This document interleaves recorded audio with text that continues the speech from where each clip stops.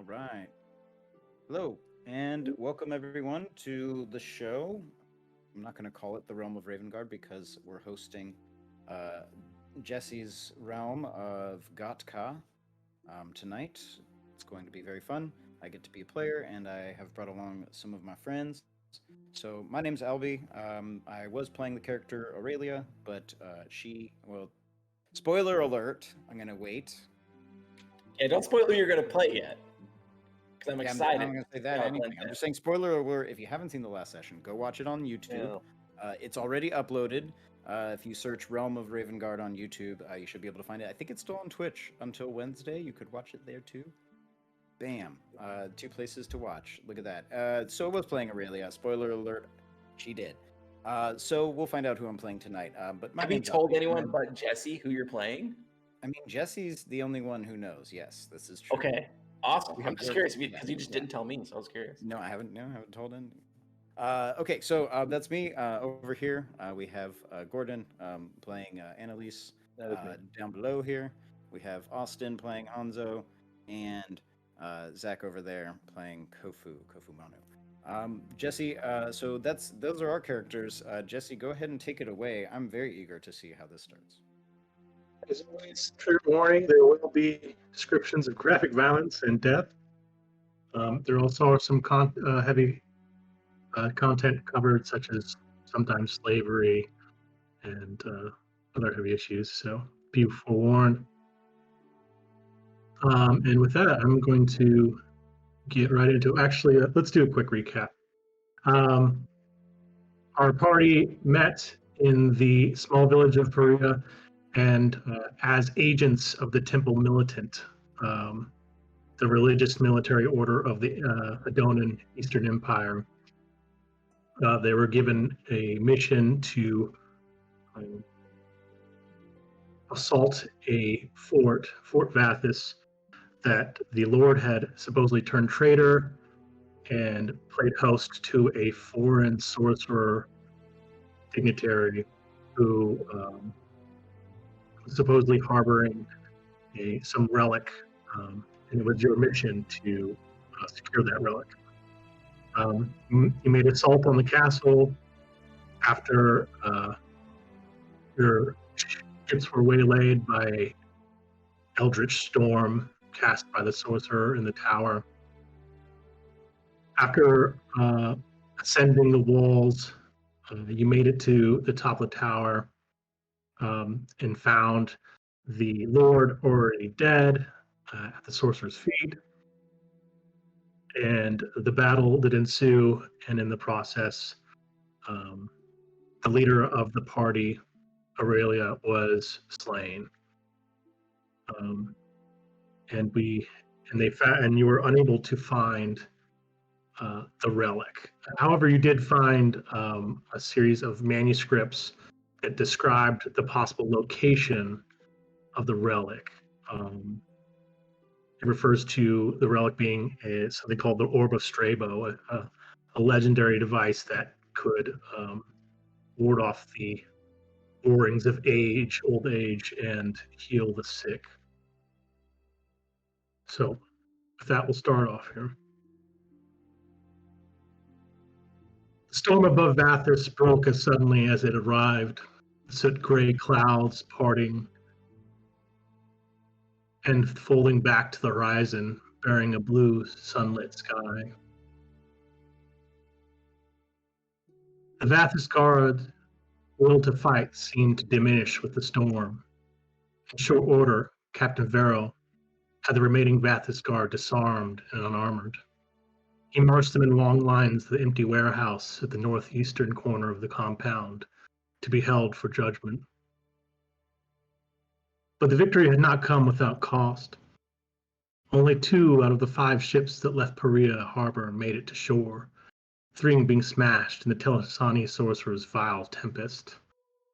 All in all, some 334 soldiers have been swallowed by the ocean waves or butchered during the assault on the fortress walls. The Iclian guardsmen were so enraged by the loss of their brethren that they nearly slaughtered the prisoners.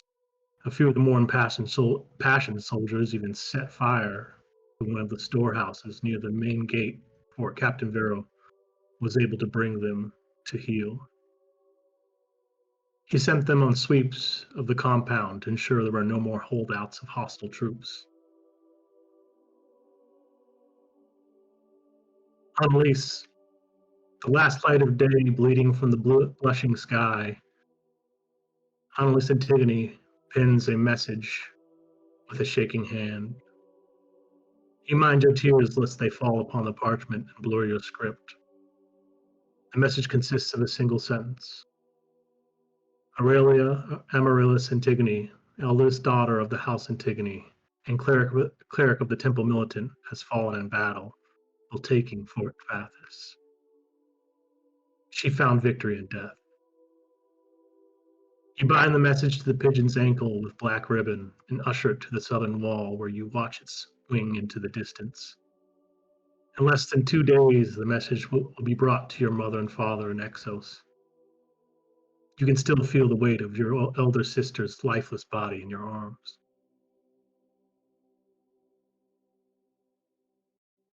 The next few days are a blur. Captain Vero goes to work securing the compound and repairing the fortifications. The dead are carried from the walls. The wreckage is pulled from the beach. If the Ichnean Guard gave you difference before, now they stare at you with open awe.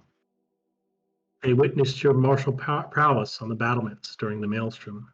They saw you call upon the divine power of gods, summoning healing winds from the ether and casting bolts of fire to smite the enemy. They have begun to call you the Godspear of Kitamon, the Holy Isle. The name slithers through the ranks in hushed whispers whenever you approach. Hanzo has left the biggest impression on the men.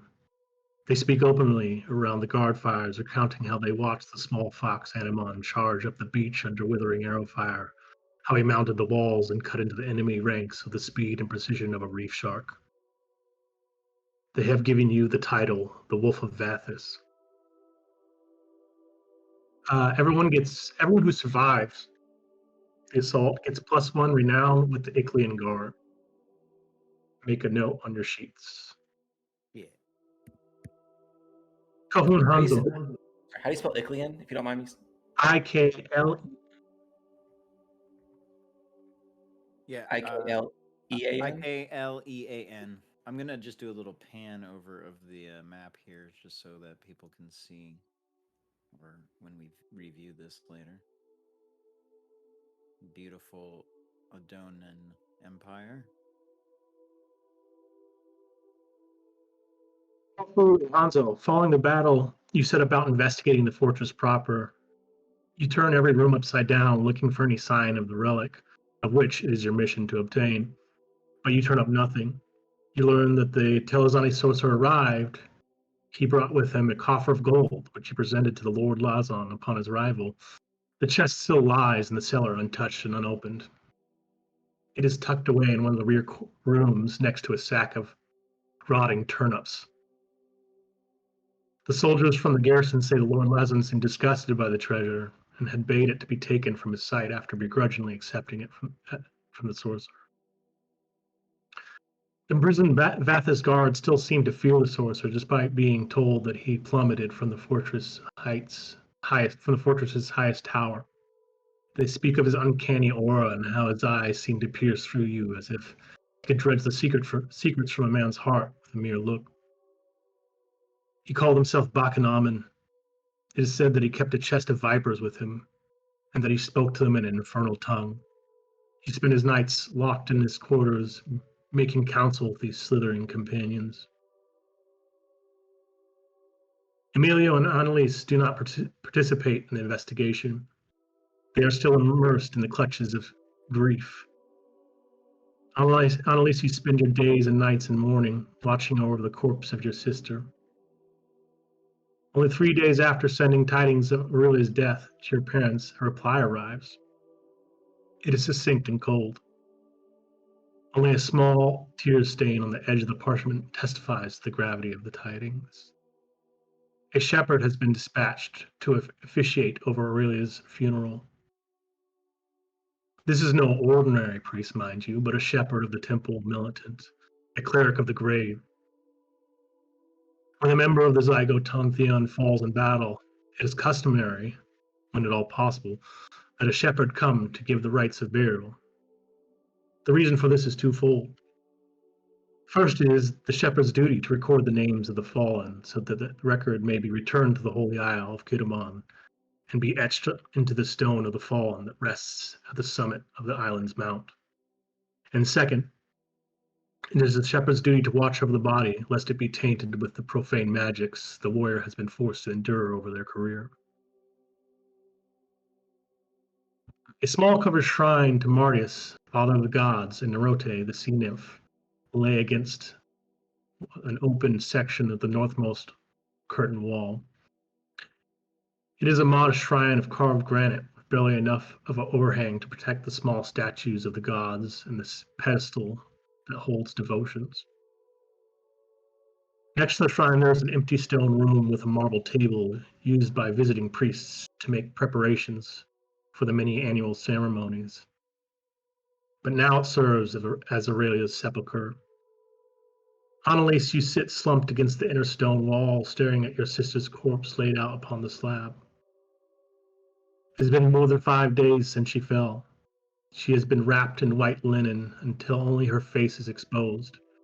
Her high cheekbones and noble brow are drawn and waxen.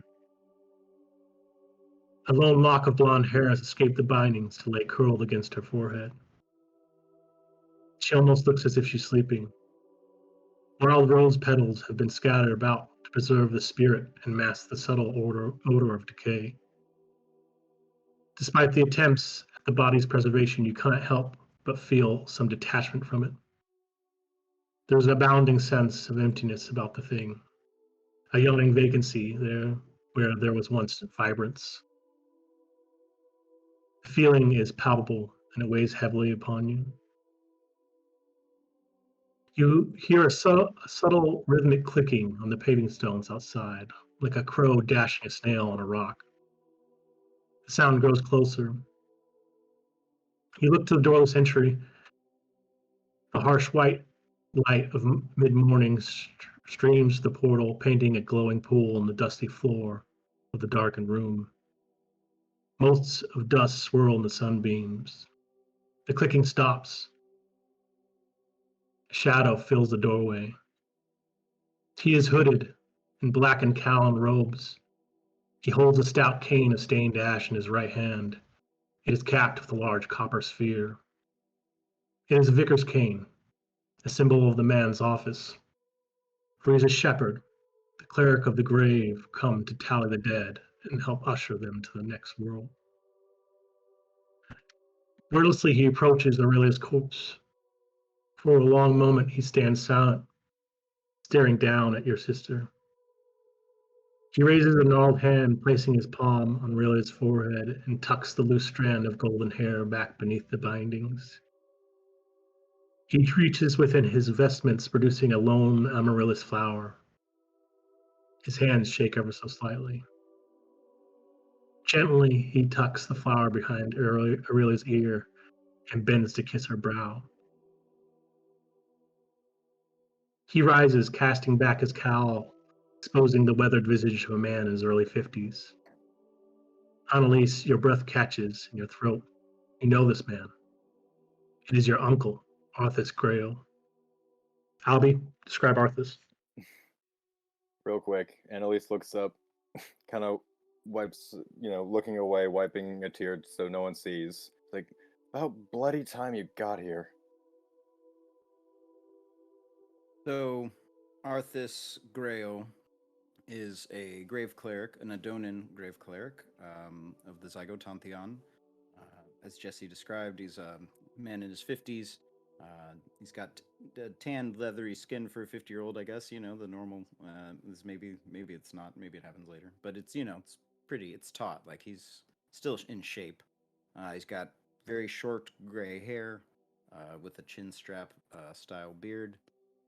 He has one like milky white eye, and he's wearing his his robes, his vestments, which they hang down from the shoulders all the way nearly to the ground.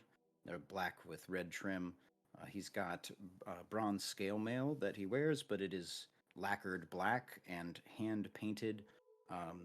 The visage of skeleton bones, so where the ribs would be, there are ribs painted there. And his helmet that he carries, also it's a skull. So when he's wearing his full regalia, he essentially invokes the sign of death, or the sight of death, rather. He carries a vicar's cane, which is it's more of a rod or a scepter, I guess, but he uses it as a cane, and it's pretty like generally. I don't know, Jesse. It's pretty long, right? For a cane, it's pretty long in general, but it's used it to walk with. yeah, and it's got a copper ball at the end of it. It's very finely decorated. It's definitely a relic of some sort. And he, let's see. I think that mostly describes him. And when, in response to Annalise's comment, he says, You can "Don't call me speak Anna. to me that." Yeah, Anna. He says, he's "You were nicer when you were a younger child." And then he kind of like turns to look at you, and he looks at gets a good look at your face, and he's like, "I have missed you." Sorry, what did you say his name was again? Arthas Grayle, Arthusgrayle. He is your mother's brother. Right. Well, I suppose we all got to grow up sometime, Uncle Art. Uncle Art. No, call me Grayle. Artie. Not to And me. I'm gonna switch my icon below my name. Boom, there we are. And he looks at you and he says, "Come, we have a ceremony to do." Yes. It's just you two alone, right? At this point, because we're all think doing. so. We're Oh, Yeah. we're in her yeah. we're in her crypt essentially right now. Right. Yeah. Emilio has been outside. He's kind of like, he seems to be dealing with his grief and more like and with anger. And he's kind of Makes been sense. pacing around about the tomb, cursing and punching the wall and stuff like that. Yeah, at some point, Hanzo would want to take his time to pay respects as well. I'm assuming probably prior to the actual funeral process. Yeah, for Kofu and Hanzo, it's been kind of awkward because obviously there's a lot of gravity. You guys are more like affiliates of the temple, so you aren't like, you didn't were trained like traditionally and on the Holy Isle like Aurelia and Annalise were, and how Grail was. And also, you knew these people for about a day and a half, or a day before they died, right? Or less than a day before she died. So you're kind of like, yeah, I mean, We traveled together, right? We traveled together for a few days or it was a few weeks up the coast. Or basically that whole battle happened in one day. Well, I would The say trip Anna there. would make an From effort. there, you guys came from separate areas and culminated there. Okay. I got So you. like, they're still almost strangers. So it's kind of, you've seen death before, and it's the gravity of it, but you don't have that personal connection to Right, a person. Hanzo, like with him being his phantom self and being so attached to the dead, or having this not attachment to the dead, but having this I don't say interest that I don't know how exactly to describe a connection, if you will. He pays respects to his enemies' deaths, and being that someone is his ally, he would want to do the same. Death is a big process for him, and it's not something to be taken lightly, even against his prey. Like if he kills like his food, he has a ritual that he does. So very slight, just a couple phrases. He'd want to do that to his friend. I would say at least Anna would try, just for the sake of that you and Gopher were the only other two people that were there when she died, and just by nature of that, hopefully get you to be the +1 and +2 to the funeral. I mean, I'm did sure they're Aurelia? Did you guys have like a family crest, or like Do we? any like I don't know. imagery or anything that would be important to your family? For Jesse, would Ali? you know? I think it was the lion's head. Oh yeah, it was the lion's head. That's right. Are we the We went full Lannisters? Lannister with Yeah, it. we're the Lannisters. Okay. Okay, We're just so when going all Kofu into it. comes with a small offering, it's a little music box, with a lion's head on the top of it, and when you open it, there's this small flower that kind of unveils and rotates, and it plays a song that Aurelia would have known. And Kofu brings that just in honor of her. He feels slightly responsible. You know, it's kind of an awkward position that he's put himself in, where he was Not your trying to fault. help and tried to raise. Oh, of course not. I don't feel that way. Kofu does. Okay, good. But Kofu feels semi-responsible and like not, and just to see like how it affected like Annalise. The fact that seeing that effect has affected him somehow. Normally he wouldn't be affected by this, but seeing it affect you, he's like, whoa, this is different. Like I'm actually seeing how this affects someone. So he actually spends time on this offering. So yeah, I imagine before Grail arrives, you've each kind of visited, pay your respects. Kofu, when you come, you kind of see the body, and you just tuck the music box into Aurelia's like hands that are folded across her chest, so it's like in her palm. And Grail begins the ceremony. Grail leads the funeral procession down a narrow trail along the ocean cliffside, his shadowy vestments flapping in the tidal wind. You march at his heel. A ceremonial guard of Iclian hoplites marches in lockstep in your wake. The body of Aurelia and the other fallen soldiers are held aloft on their shoulders. The Vathis villagers have been working all day to prepare the long line of funeral pyres laid out upon the beach at the water's edge. They number 335 in all. Each corpse is laid gently upon its pyre. Aurelia is lifted gently to the apex of one of the larger heaps. The soldiers then take their place behind Grail, standing at full attention. Grail stands silently staring out upon the cerulean sea, his good eye pinched against the salty gusts. Patiently he waits until, slowly, the twin moons rise above the waves, borne on the creeping tendrils of night. It is the Cyclope moon, when the smaller body is white and full, and the larger is slivered and sickle. Cocking your head, you can almost see it. The two moons form the wide, silvered grin and glowing eye of a cyclops giant. Grail holds a guttering torch in his right hand. He clears his throat and raises his voice so it is heard over the wind. Grail, you want to say anything? I'll put you on the He spot. motions to the moons. Mina and Majora rise in the east to dance across the sky as they have done since the beginning of time. And so they shall dance until time is no more.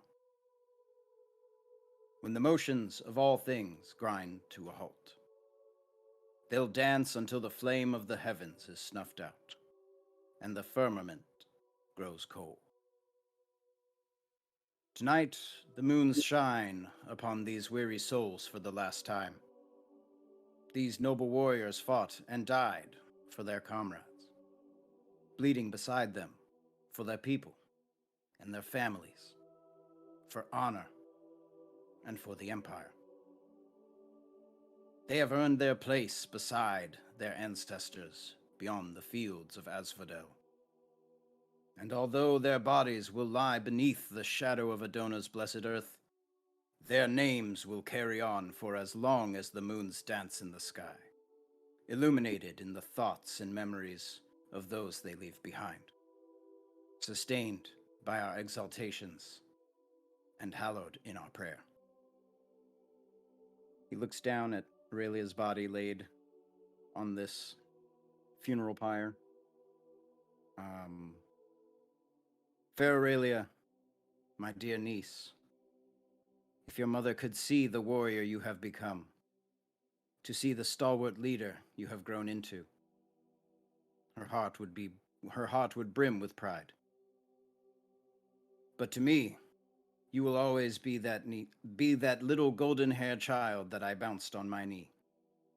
The little barefooted girl that made wreaths of daisies and stole apples from the orchard. Go now, follow the blind Lifos across the black river of death, to the land beyond. And know that you will not be alone. For when you plunge into the abyss, you will bear the light of our remembrance. Let this flame be your shield against the darkness, and never stray from Lifos' side. He takes his torch and he looks over to Annalise and he hands it to her. Says, "Go, child.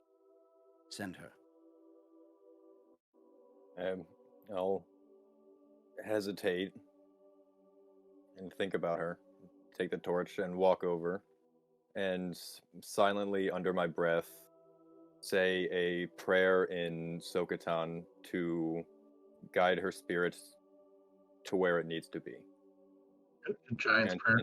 A giant's prayer to protect her on the way. Sokatan is the language of the giants. And set her fire ablaze, and then take my shield and then ash the torch in it and kind of burn a mark into the wood of my own shield.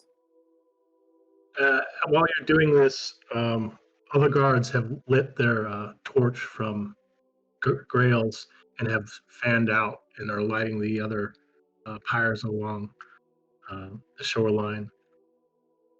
You watch in silence as the flames climb into the night sky. The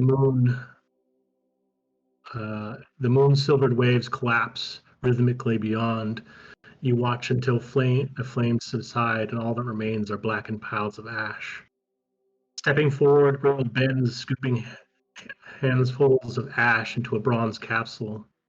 Sealing the urn, you present it to Annalise. It will be your duty to return it to the family tomb when duty permits. You can add that to your inventory, Annalise. It is a ceramic urn. It's like a bronze urn. Bronze. Okay, cool. A little more sturdy. Is of Aurelia? That's what it is. Vero appears from the darkness. "Forgive my intrusion, but Jenna, the former captain of the vast garrison, has requested to speak with you. Been trying to get that dog to howl for the last 5 days." I'm sorry, who's he approaching? I was saying, So Vero comes out of darkness and approaches the funeral party, and basically informs you that the captain of what was once the Vathis Guard, the ones you fought on the wall, has requested to be able to talk to you. Did you say what he wanted No. specifically from us? Sorry? Did you say what he wanted specifically from us? He said he just wanted to talk to you. Why us? Well, as being a temple militant, you are automatically given high standing and have a good amount of control position. You have power in the situation. And remind me who wants to speak now? It's one of the captains of the Vathis Guard, one of the traders. His name's Jenna. Oh, okay, definitely. Okay, so then as he's saying this, Grail's paying no attention to it. Well, I mean, he's paying attention to it, but he's not looking at this guy. He's like still looking off in the blazing moonlight that is all of these 300 something soldiers that are being burned here and who died, and his niece, and now he only has one niece left. So he's not, and then he hears that he's like, this guy wants to talk all of a sudden, and he's like in his eyes in the firelight, gleaming, maybe even a single tear is starting, and then he's like, "Take us to him." And he like turns, just starts moving right towards him. Hanzo will follow along. So you mount the cliff and head back to the fortress, and Vera leads you to what was probably once a grain storehouse, but is now being used as a makeshift prison. And he pulls back this almost like large bronze door after it's being unlocked. Or not bronze, but it's almost like a barn door kind of thing. And he inside are just the loose Vathis guard. They all look pretty defeated and disheveled. And they're just kind of sitting on the floor. Ogden Jenner is a man still in his prime, with strong shoulders and smooth tan skin and curly brown hair. But now he sits on the floor of the old warehouse that is being used to imprison what remains of the Vathis garrison. His shoulders are slumped with exhaustion. The left side of his face is battered and bruised. His eye is swollen shut. He raises his head when you approach. He stiffens. For a moment, it looks as if he means to stand and salute. But one of the Iclian guards catches him by the shoulder, pushes him back to the ground. Thank you for coming, my lords. I will only take a moment of your time. I wish to beg for the life of my men. We were only following orders of our lord. He told us to hold the walls and let none enter. We did not even recognize the Iclian guard until they were on our walls.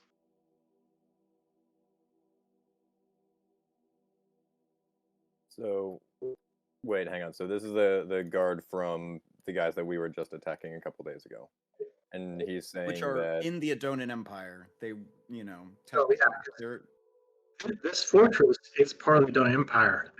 You went because they had supposedly turned traitor, right. and so he's saying, hey, please, spare life of my men. We were just kind of told to hold the walls. We didn't even recognize you until you were on top of our walls, basically. All right.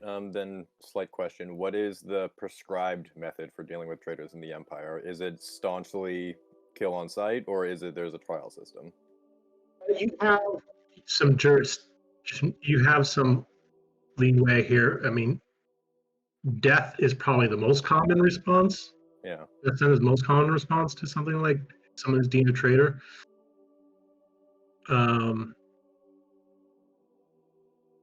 As it is not uncommon for the temple militant to stand in as judges in criminal affairs, just because of their. And that's the trial system, basically. Yeah, I mean the Zygotomp. Yeah. Okay. Summary execution, as it were, is the standard. Right. All right. Well, I'm just gonna Annalise say is still this. a bit of a wreck. Yeah, I mean, Grail's like he hears this guy begging for his life and his men's, and I say, and what will you do next time a lord tells you to just hold the walls when more Adonan lives are spent? What would you say then? We were just following orders? Yeah, Hanzo would say like, yes. Where's your loyalty lie? Does it lie with the Empire or with your commanding officer?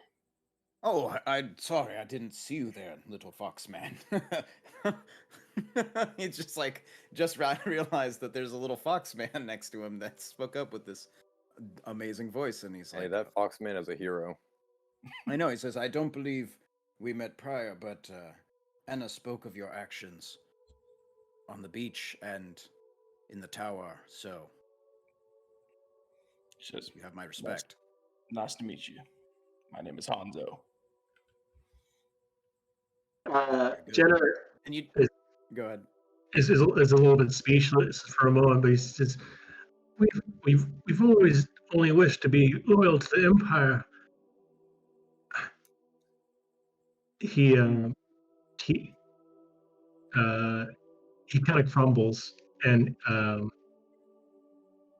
he says, "When we saw the ships coming from the south, Lord Lasson fled to the tower. As soon as the storm broke, he didn't return. Only that cursed Telazani swordsman returned. He told us you would slaughter us as traitors and that there would be no mercy. He said our only hope of survival was to repel attack, and we should heed our Lord Lazen's standing orders to let none enter. We had almost no time to hold council. I knew we should surrender. I even sent a runner to Tower to confirm orders with the Lord, but he did not return either. By then, you were already scaling the walls. Jenner shakes his head in frustration. Tears are streaming down his cheeks.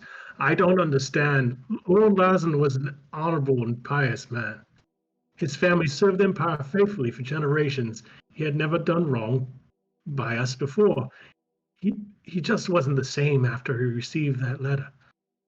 It arrived almost 2 months ago by carrier pigeon. Do you know where this letter lies currently? I don't know. I'll I take think a he look at destroyed it. it, burned it or something. I watched his face when he read it. It changed him. He sent his wife and daughter from the fort the next day to stay with his family in Iclia. He bade us. So, Yes. Keep going.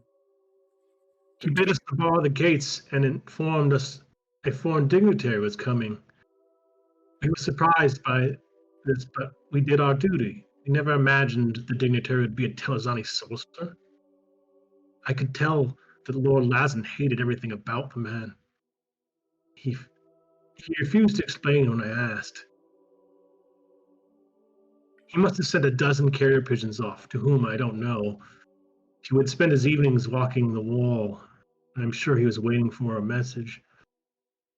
Bakanaman insisted that Lazan meet with him nightly in the council's chambers to discuss business, but I'm certain he was up to something nefarious. Each morning, Lazan would leave council chambers still wearing the clothes of the day before. He looked half dead. He would then wander the halls like a man lost. Jenna says no more. He drops his head, his shoulders quaking with silent sobs. So you I know look where at this him- gentleman... wait. Sorry, go ahead. I was just gonna ask: are they behind bars? No, like this is not a prison, so it's just like an open big warehouse. So like they're They're just like, in a building.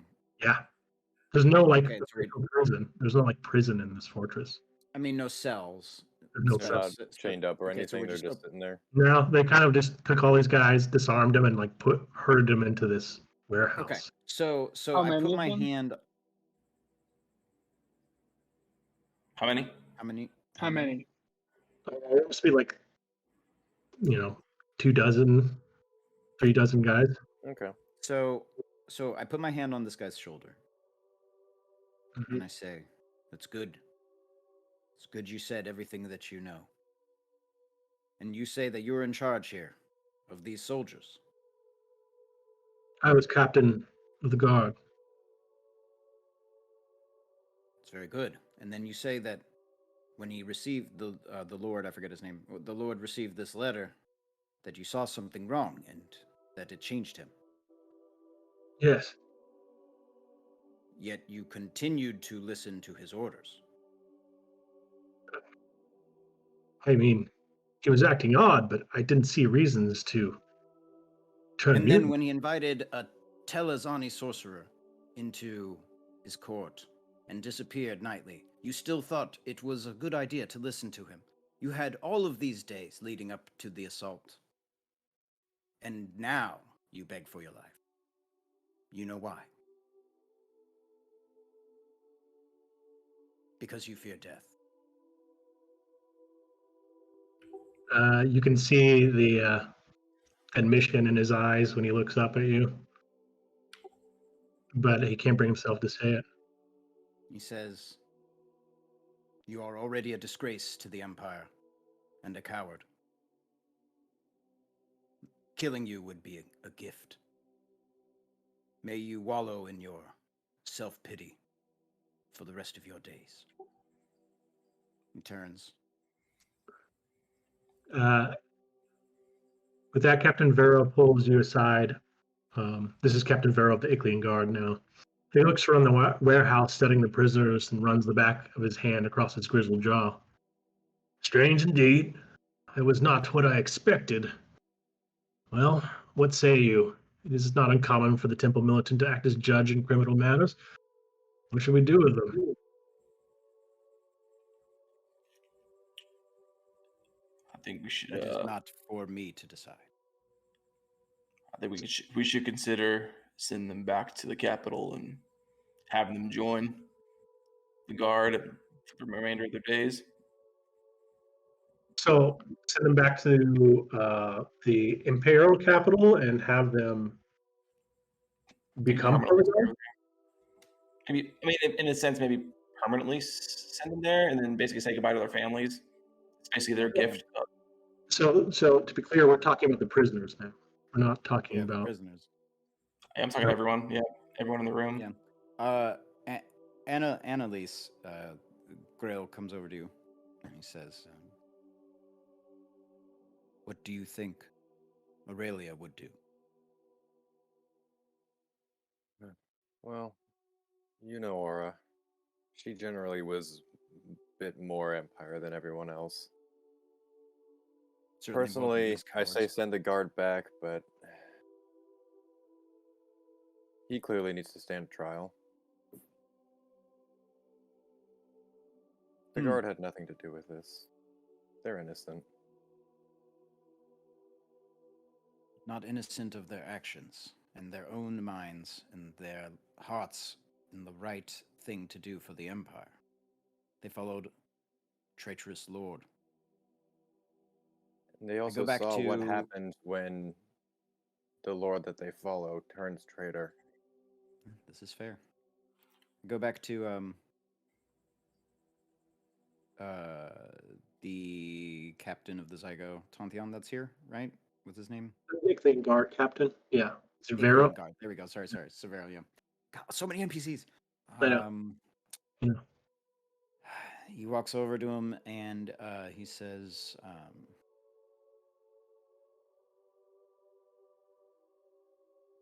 "Death is too good a justice for them. They have to live out their mistakes and know what they've done so they can find honor again." So Good.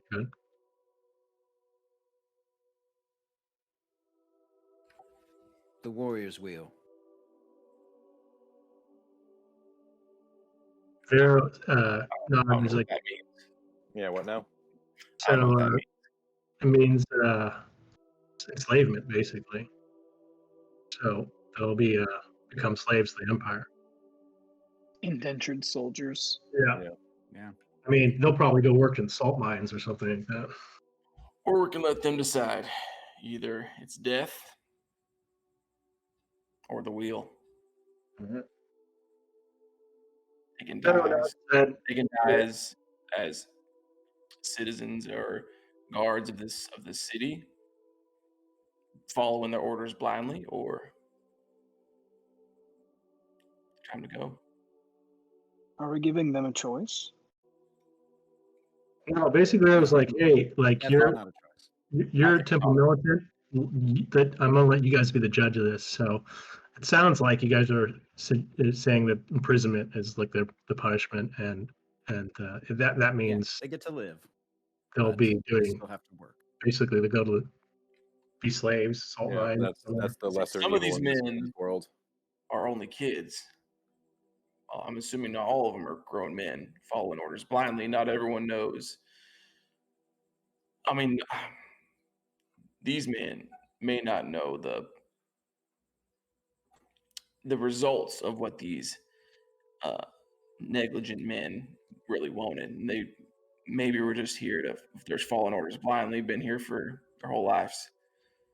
Now we're sentencing them to being slaves their entire lives. Then it seems a little harsh or something. They might be just following orders, maybe not knowing that what they're doing is wrong. Maybe they were 100 told, days. maybe they were told that we were coming in as enemies of the state and I mean, or that's enemies what of the they're empire.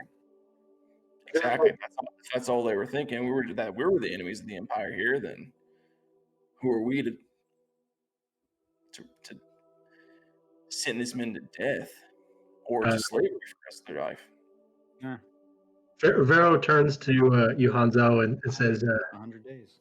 "Forgive me, but you are an outsider. You don't understand how justice works in the Empire." No, but I understand death.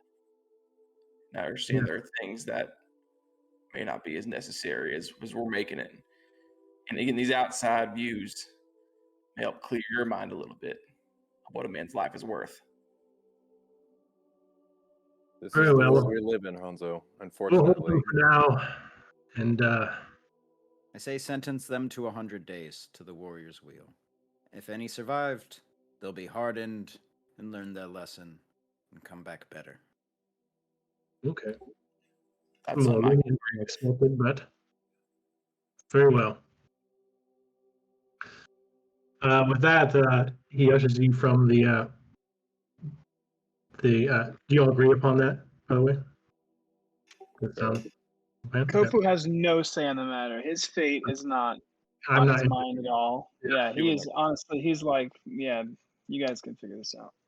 He's reading a book in the corner or something. Yeah. Yeah, he's like, what's going on? He's Yeah. like, what moral issues? I don't Yeah, understand any of this. No.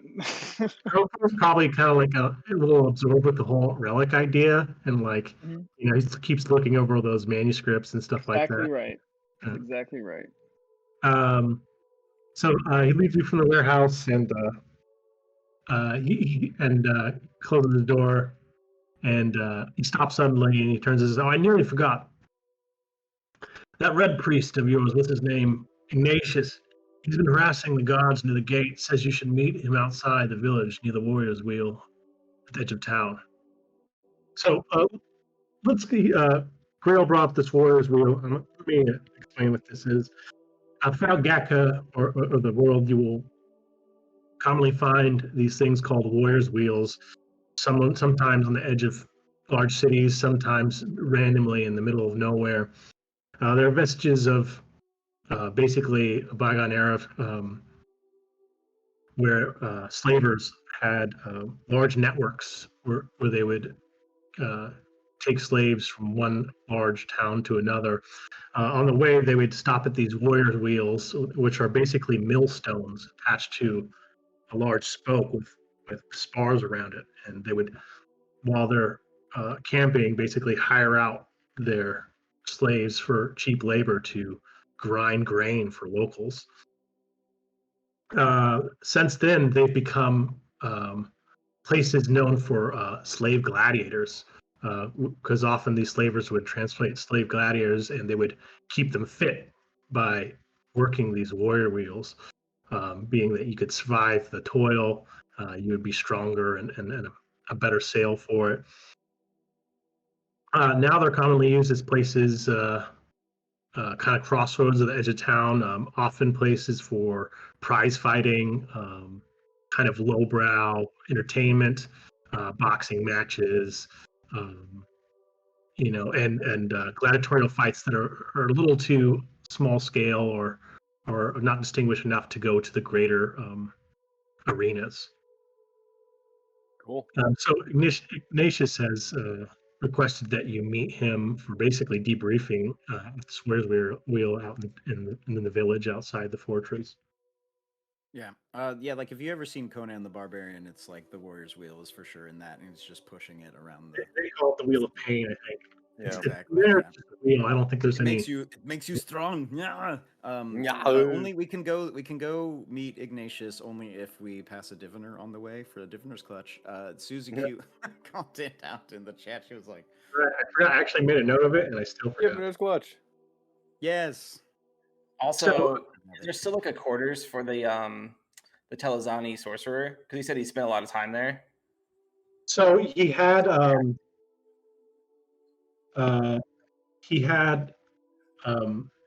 room that he was using.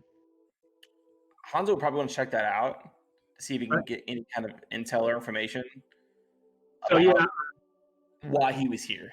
So while Annalise was mourning in the sepulcher, Kofu and Hanzo, you guys basically went top to bottom for the fortress, and like went through all the rooms, gave her space, let her mourn, and we're like, well, while we're here, let's stick to the mission and figure out what we find. And you weren't able to find anything else. You were hoping to find a relic and just kind of wrap it up, but it wasn't there. So mostly what you had is this. No 100 gold piece gem or crystal laying around. There was a chest though. There's like a gold chest, right? Popping up this 0.015%, Jesse. Oh, Kirby's gonna love that. All right. So chest. Talk about the chest. Had snakes in it. Is that what you said? Yeah, supposedly there's whispers about the garrison that he had a chest of vipers he'd take with him, and he would like whisper to them. And we didn't look at it. Should we look at it? You were unable to find any chest. That you're not sure if it's just the garrison being superstitious, or you did something with it. Fair enough. I thought you meant like we did find the chest, and that's happening. Cool. No worries. Okay.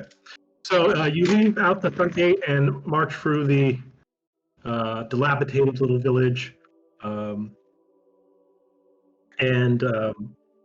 While passing one of the small buildings, you see there is a sightless fortune teller leaning against sitting on the ground in the dirt with his back Exciting. to the wall, and he is casting his diviners clutch, and we're going to see what that is here. All right, shake it up this time. Give yourself plenty of room to spread once it out. I feel like again- you just kind of dumped it in there last time. No eyes of death on me, Are please. the eyes of death always in the diviner's clutch? Like, how does this work? They don't always look at someone. It has to look at them.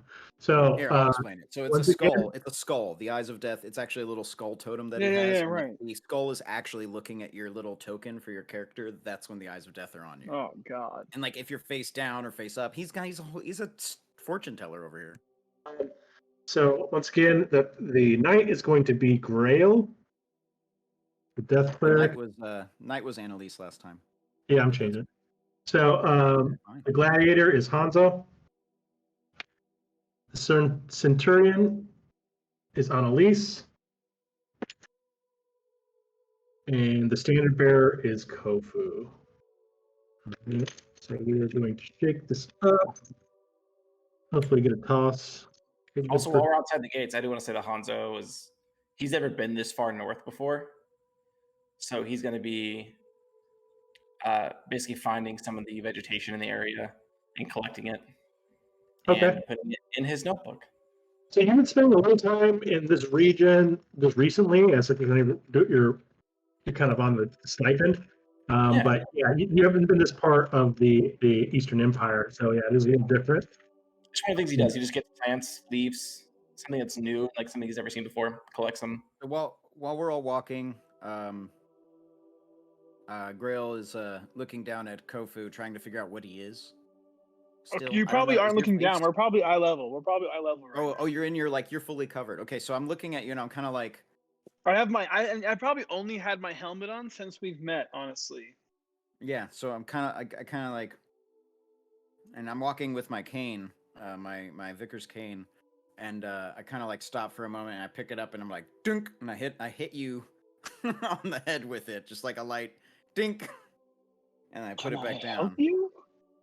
I was like, All right, guys, I'm gonna try to show you this. do you have a face?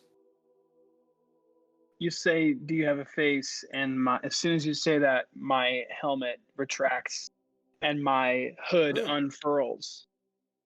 He goes, oh, you're as if. Oh, But again, we're looking Peculiar at eye looking. level, so yeah, peculiar looking one. He's like, also pretty tall. It's a fancy tin can you have there. So yeah, when you say pretty tall, again, like origami, the armor unfolds into a smaller breastplate, and then now you're looking down at me, and I'm Oh. like, Ziff, that's correct. One eyebrow goes up, and he's like, lots of tricks too. Hmm. It's not tricks. It's this relic. I've sworn to protect it. He looks at it, and he recognizes when you say, "I've sworn to protect it." He recognizes the honor in your voice, and he says, "Good. May we live and die with the things that we wish to protect. And as soon as that happens, the armor, he stands back up, back at eye level, and the helmet pops back on. Very cool. Like ready for anything. Very cool. As you guys are having a nice powwow, Anna's still kind of Continues trailing walking with behind, this cane. little slowly. And as you say, live for things to protect, she kind of starts crying again. Yeah. Well, that's kind of what he was saying. I mean, I know. that's the whole point. When this Kofu notices this and actually walks over to Annalise. Very and, silently. His hood comes down and his armor unfurls again. Says, I never got to say that I'm sorry for your loss. When my family and friends died, I wasn't there to witness it. I ran away. And I swore to myself that I would protect everything that they stood for, all the knowledge that we held, that I would keep it, and I would protect it, and I would preserve it. I'll preserve my memory of her. I've already written her name down. It won't be forgotten. Thank you. She would have liked that. Don't blame yourself. She did what she wanted to do. And that's all the peace that I can find in it for now. I like that you wrote her name down. I did too. I hold up the shields, and you probably can't understand it unless you know Sokotan, but inscribed along the burned ash that I use the pirate torch to singe is her name inscribed in those same runes. He holds up a small music box. He said, I made one just like this for her. Which is burning in a pile of ash right now with It's her, right? gone It already. took her It's with her. already gone. Well, no, it's gone. It's Yeah, with yeah. In her the ashes that I afterlife, have right? in the urn, yeah. He says, No, I but it's want you awesome. to have it. I want you to have it. I take it, wind it up, open it.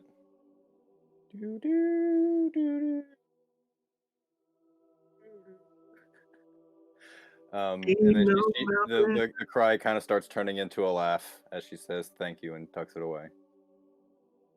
Fuck, now I'm gonna cry. All right. And as you do this, the sightless, huddled in the shadows, throws his diviner's clutch.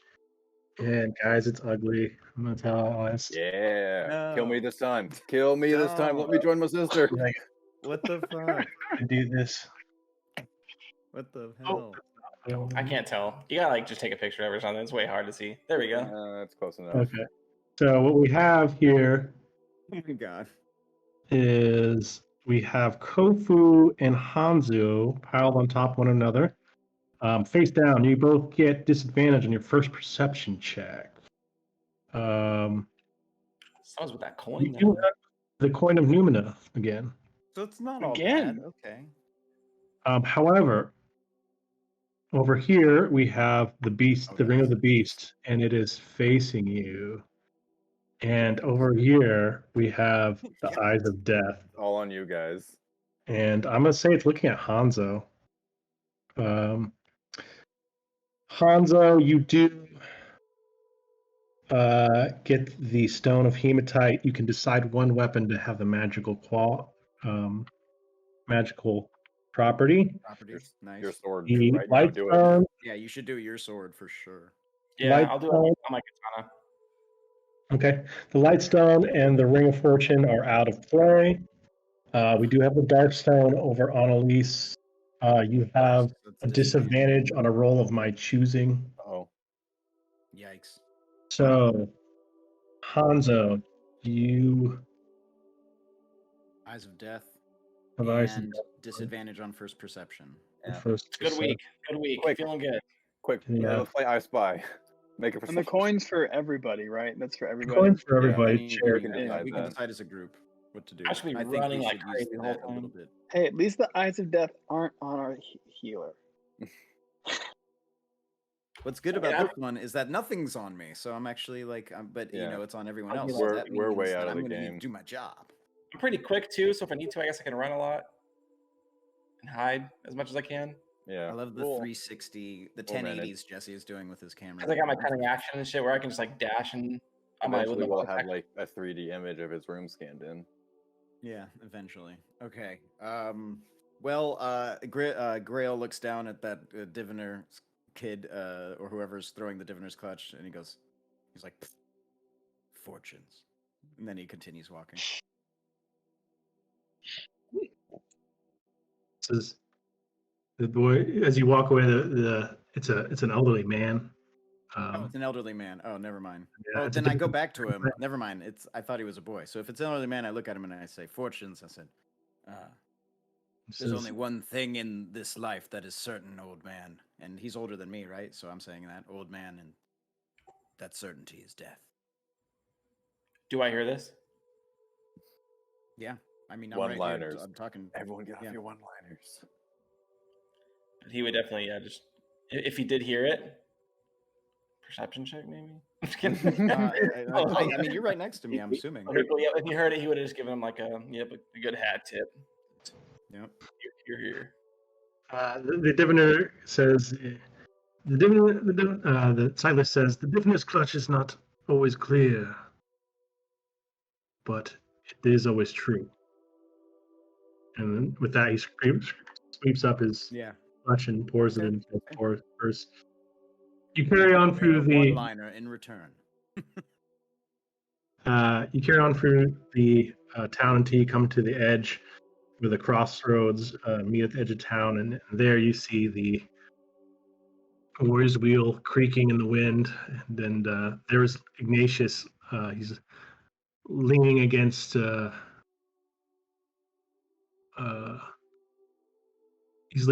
a small stucco shack just to the side of the road. He kind of has his arms crossed, and he's sitting there, and when he looks up, he looks a little frustrated, but then when he sees Annalise, he softens a little bit. When you approach, he comes towards you and he says, "Annalise, I am sorry. I heard of your sister.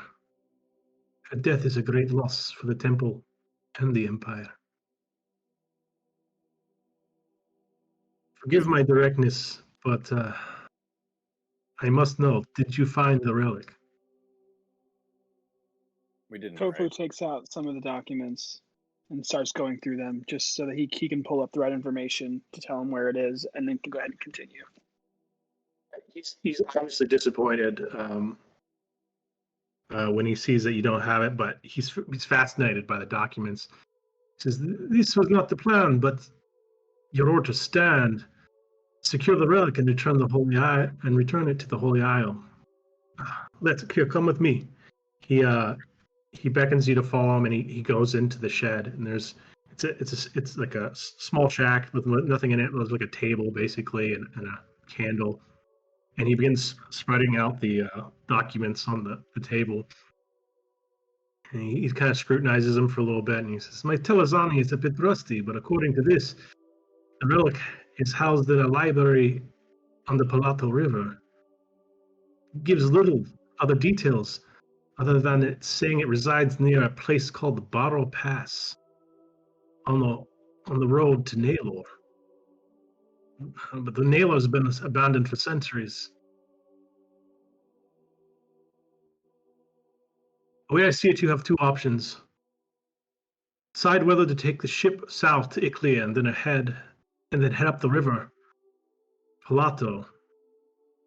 Perhaps you can just find the pass there, or the library, or you could take a more direct route across land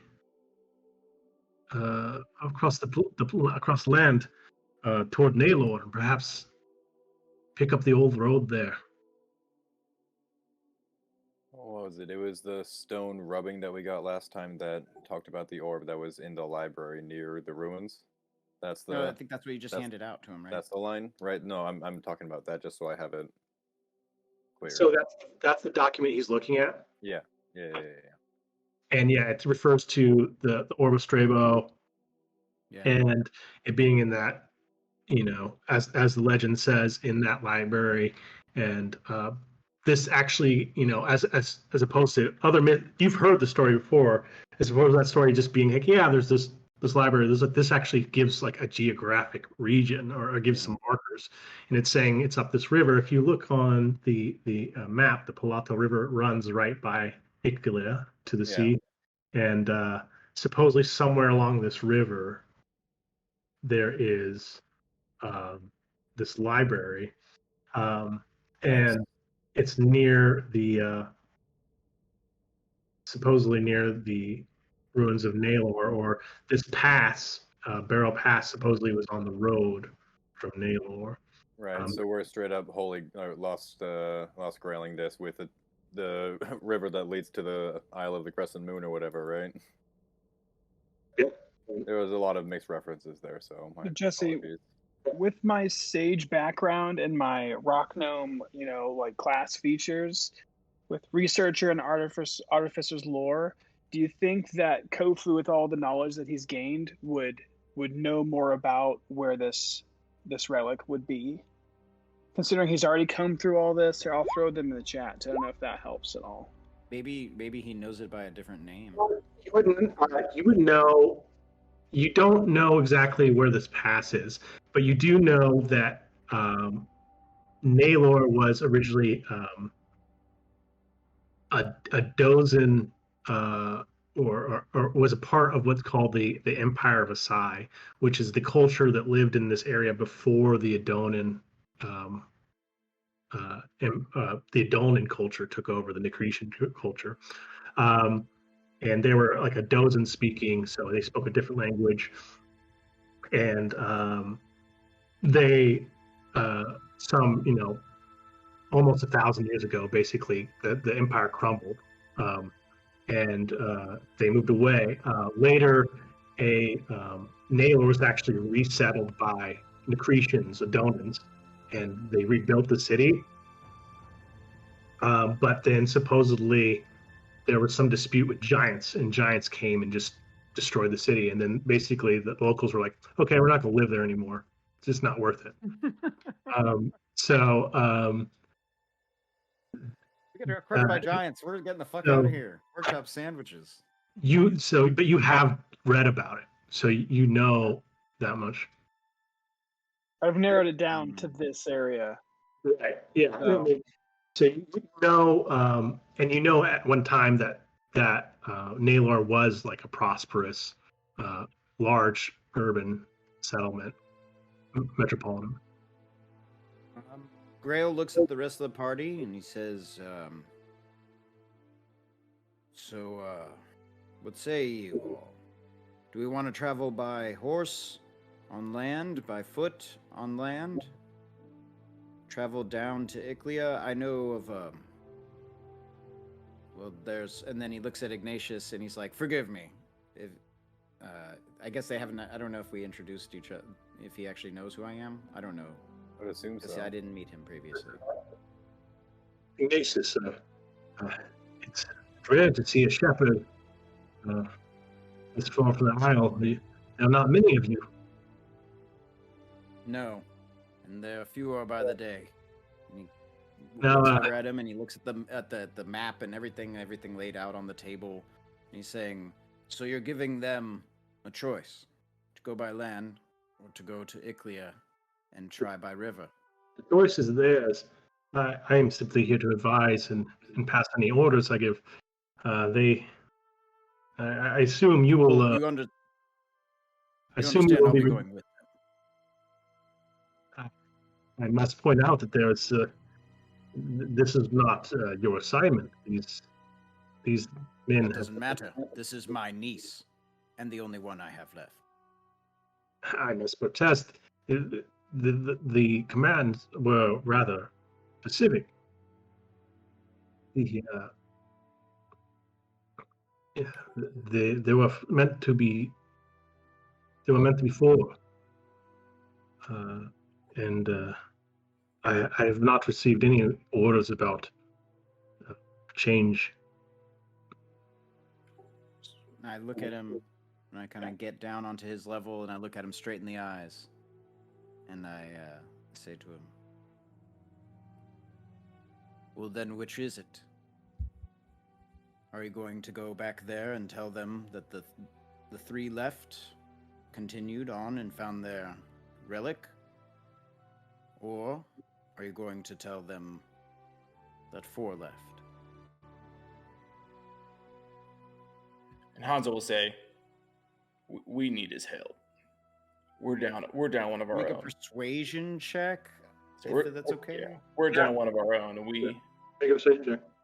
we're bound to hit things that may be difficult for the 3 of us. Although we are tenured warriors, we'd be better off with 4 of us. Better odds." I didn't even have my character sheet open. I was too deep into the role play. Oh shit, roll that dice. Nice. That's a 17. So I look at him and I'm basically, what I'm saying is so that's fine and all that there was no change of orders and this and that. It's not my mission. So what are you going to go back and tell them? That the 3 of them continued on theirs or that I went with them? Because I'm going either way.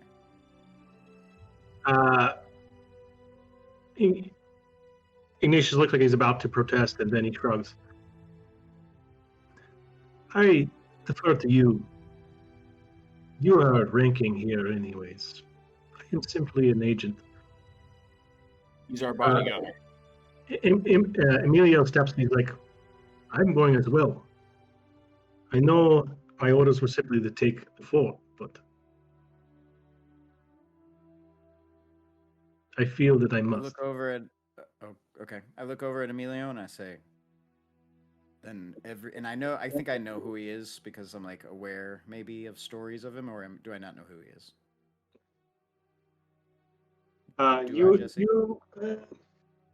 Did he come over Probably during not. the I'm family gonna let you cookout? decide. I'm gonna let you decide if you know him. Okay, so I don't know him, and I'm gonna look at him, and then I'm gonna say, but I could tell that he had like some knowledge of Aurelia or whatever. And I'm gonna look at him and say that because he says he feels like he has to, and I mentioned to him, I said, for Aurelia. Yes. I cannot help but feel that I have become entangled in this mission.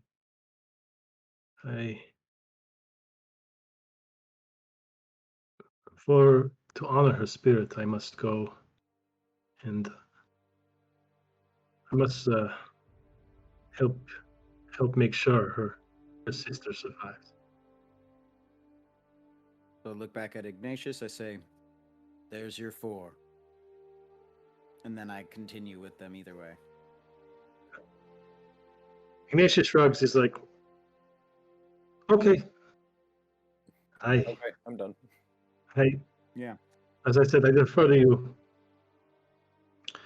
But which So I shall look it at the be? rest of the group and I say, so knowing of the rebellion in Iclia and the plague, I ask the group if they would rather go fair Iclia and try to find passage by boat, knowing what, I mean, it's up a river, but like you were on a boat before, or we could walk.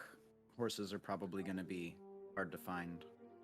Maybe we could find a donkey. Kofu would prefer to go on a boat because it's easier for him to conduct research on a boat than on the back of a horse. So Yeah, and although his it boat, may his look- boat Horse is was his boat. straight through though. Right. The only thing, although it may look straight through, traveling on foot or by horse is going to be probably quite a bit slower than taking a boat when it comes to travel speed. Not metagaming, but travel speeding alone is significantly quicker on a boat, even though it is kind of around the way. Like, Can we take a boat from here, or are we saying we have to get a boat in Iclia? The village has, there's some small, there's the 2 triremes that survived the attack. However, those are require a lot of men to. Yeah, they're too big. There is, however, the village does have a small bay on the north side where there's some small fishing vessels. You could probably hire one out to take you south. And there's sailboats, or do we have to row them? Yeah, they're pentacounted, so there's single-sailed small ships. Enough for us to man, though. Like we could probably man as a couple of. Definitely. Yeah. Cool. Slow going, but Right. if we're looking for like a certain ruin as we go past, it'll be good that we're gonna go slowly anyway. Because the whole point is to like scout as we're going upriver, right? That's true. I mean, yeah, we can go half sail or something because being a smaller boat, it means it's going to move a lot quicker than like one of those bigger boats would have anyway. Yeah. So we could always go half sail, quarter sail on the way through. That's not Hanzo talking. That's Austin talking because Hanzo knows shit about boats. Does anybody know the region and know the dangers of the rivers? Can we roll history checks for that, or maybe anything like that? Most of these people in this village haven't gone farther than 30 miles from their village in their whole life. So, okay, wow. Yeah, got it. So, the means for most people, they're pretty sedentary and they, live for generations in a small area. Okay. Is All right, there well then, anywhere I in the look at village- Ignatius. Go ahead. Go ahead, you're saying? No, Well, you go. I was just gonna say, is there anywhere in the village where I could find like a, let's say, like a quality vial, empty vial? Vial? Probably not. Okay, no worries. Continue. Maybe This place is whack. When we go to Iclea, maybe. Maybe in Iclea, yeah. Cool. Okay, so I guess I say to Ignatius, say, you will report that they went by foot across the land to the ruins of Nalu. And we're going to go get a boat to Iclea. You will have to do a persuasion or intimidation check. Get us a boat, damn it. Well, I'm doing it more friendly. I'm not really... No persuasion. All right, fine. You're asking him to lie, right? Oh, I guess that's true. I'm not asking. Okay. Well, I mean, he doesn't have to lie. He can tell the truth. Is it an order? Can you said like you outrank him? Can you order him to lie? You say that's an order, and then he has to. You still require persuasion or intimidation. Or it doesn't need to be. yeah. Doesn't need to be said. You don't need to say that. I'm not gonna persuade him. I'm not gonna persuade him. I'm just gonna let him go. Let the priest do his thing. Okay. Are you still gonna say that? I'm not gonna say it. Okay. I'm not saying it. Take it back. So it's decided they're going to go along with take the ship. Yeah. Can he arrange for a ship to take us there? He's a priest. He's got I'm sure I can work something out. The people here are loyal to the temple and to the gods. I'm sure we can get something arranged. He says, meet me down by the fisherman's wharf in the morning.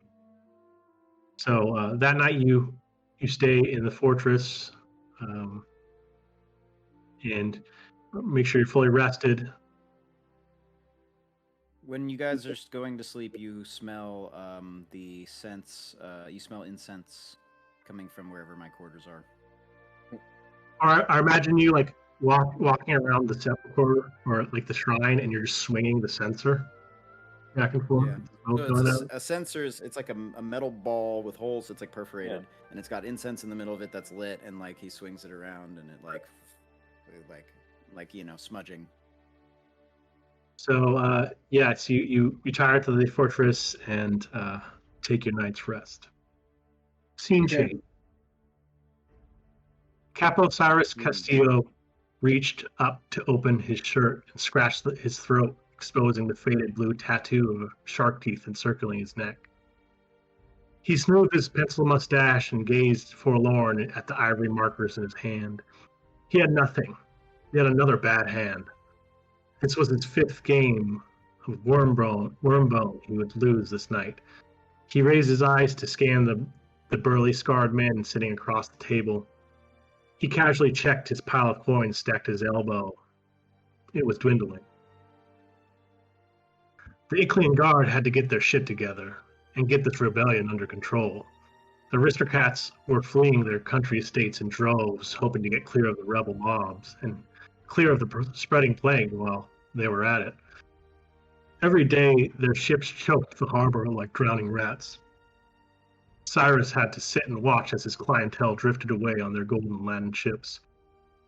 It was becoming difficult to run an honest smuggling business. At least he was still pulling in a few coins with the protection racket, but even that was beginning to thin out. Not enough goods were making their way into the city. Shopkeepers were feeling the pressure as well.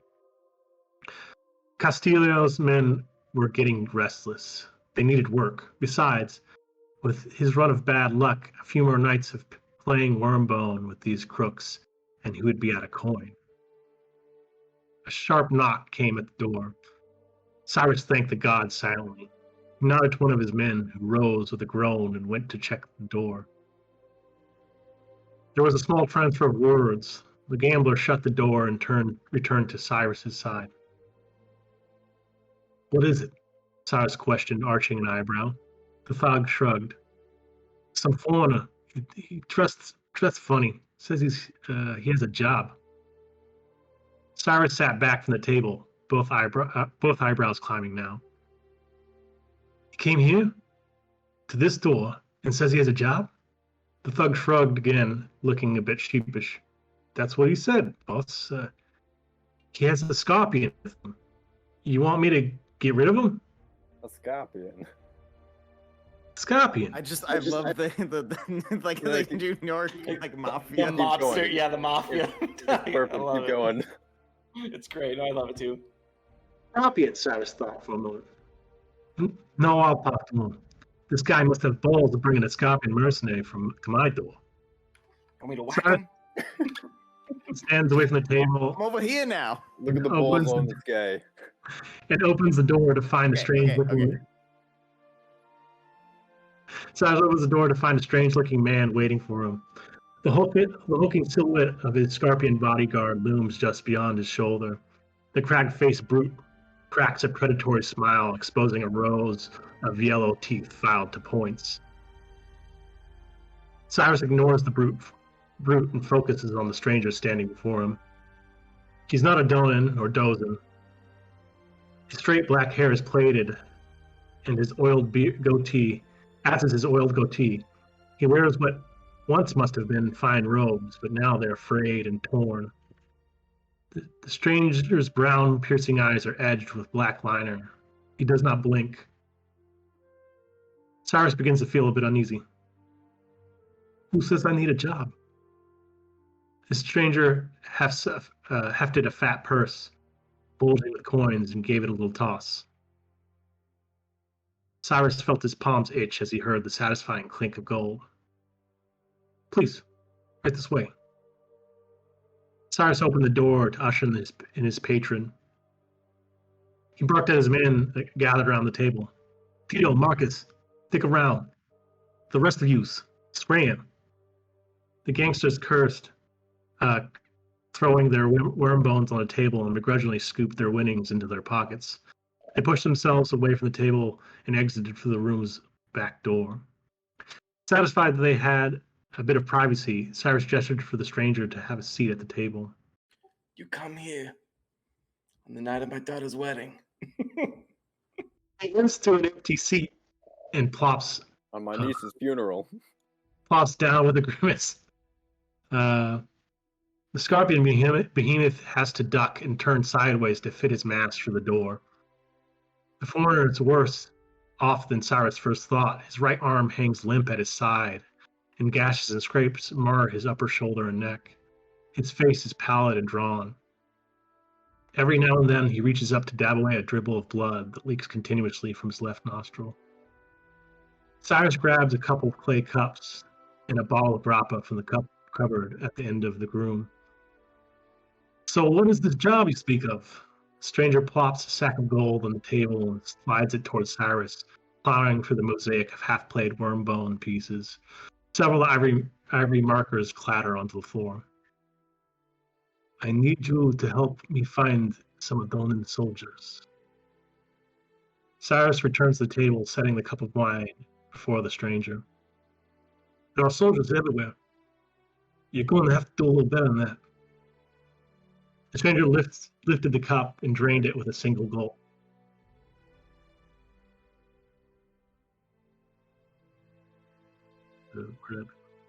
Closing his eyes, he began massaging his temple. "They are not normal hoplites. They wield magic. They bear the symbol of the net and cross rooks on their shield." They should be venturing south along the coast, possibly coming to Iclia. I need your help locating them. Should have done the persuasion check. Cyrus pulled the cork on the wine bottle and filled the stranger's cup once more. You're talking about the Temple Militant. Those guys are trouble. It's going to cost you. The stranger's jaw clenched, and he let his hand fall to the table with a slap. He lifted his hand again to indicate the purse lying on the table. Cyrus chuckled, taking a seat across from the stranger. All right. If there's anything else we can do for you? My name is Cyrus, by the way. The stranger nodded slowly and leaned forward. Yes. He reached up to his neck of his vestments, pulling loose an ornate gold necklace glittering with jewels. He let it drop unceremoniously upon the table next to the bag of coins. You may call me Bakanamen, and I want an army. Cyrus's smile turned to a grin. The teeth of Maguda are always happy to be of service. Fade black. Yeah, I should have done the persuasion check. Can we rewind? Well, what was that last line? The what? Reload the save. Teeth of Maguda is a criminal organization. Teeth of Maguda? The Teeth of Maguda. I like Gouda cheese. It is Maguda. Maguda is a mythological sea monster that Mardius supposedly fought and defeated for control of the oceans. Cool. Do you know how he defeated him, though? He fed him cheese until he died. He'd fed That's him where the name Gouda comes from. cheese. But that's my Gouda cheese. Constipated and all stuck inside of you. Yeah, because he kept feeding it to him. It's my Gouda. He's eating it. It's in I my teeth. blocked out. Give it back. It's mine. They're a cool. gang. Awesome gang. That's awesome. They're from Brooklyn. What about it? Yeah, hey, Stugats. Ignatius is able to find some intrudes with the villagers. The next morning, you take a small fishing vessel from the narrow bay at the north end of Athos. The ship is captained by a wiry old fisherman named Martin. His hair and beard are gray and scraggly, and his skin is sun-beaten and salt-drawn. He says little, but when he does, he bears gums devoid of teeth. We head south along the coast, hugging the arid cliffs. The sea is soft, and the morning wind is in your favor. You make good time. You sail throughout the day with little event. That evening, you anchor by the shore and make camp on the cliff just above the beach. A warm breeze runs up the coast, wrapping you in the whispering incense of sun-baked grass, blooming wildflowers and soft-eared sage, with an inkling of an evening fog pressed in from the ocean. So you guys are going to camp on the beach. Yeah, so real quick, before we take our long rest, I reach into my backpack and I take out this mysterious looking jug, right? And it's got corks, all these different corks on it, on different ends of it. These are so rad. And Kofu's like, this is something that I've been working on, and I've recently finally fucking figured it out. And you can see he's kind of he's super excited. He shakes it up and he hands it and to everyone. You can hear it. There's thoughts. It's still inside. And he says, "Okay, beer." And he opens up one of the corks and he pours some beer. Everybody gets some beer. And no matter how, and I say, help yourselves. We have enough for everyone until we run out. Enjoy, friends. And no matter what, there's 4 gallons of beer that we have before we go to bed. So if we run out, whatever. But after everyone goes to bed, I am going to change my infusion back to my shield. But just for some flavor and some fun, Kofu kind of has this this offering to everyone as a token of friendship. This is kind of the first people he's been around for an extended period of time. So this is his trying to He be gives social. the drink back, and Grail gives the drink back and mentions, "I don't partake." He'll take it. All right, Hanzo, grab it. And then I look at him Nice. even more excited, and I say, Two. "What if it was wine?" He's like,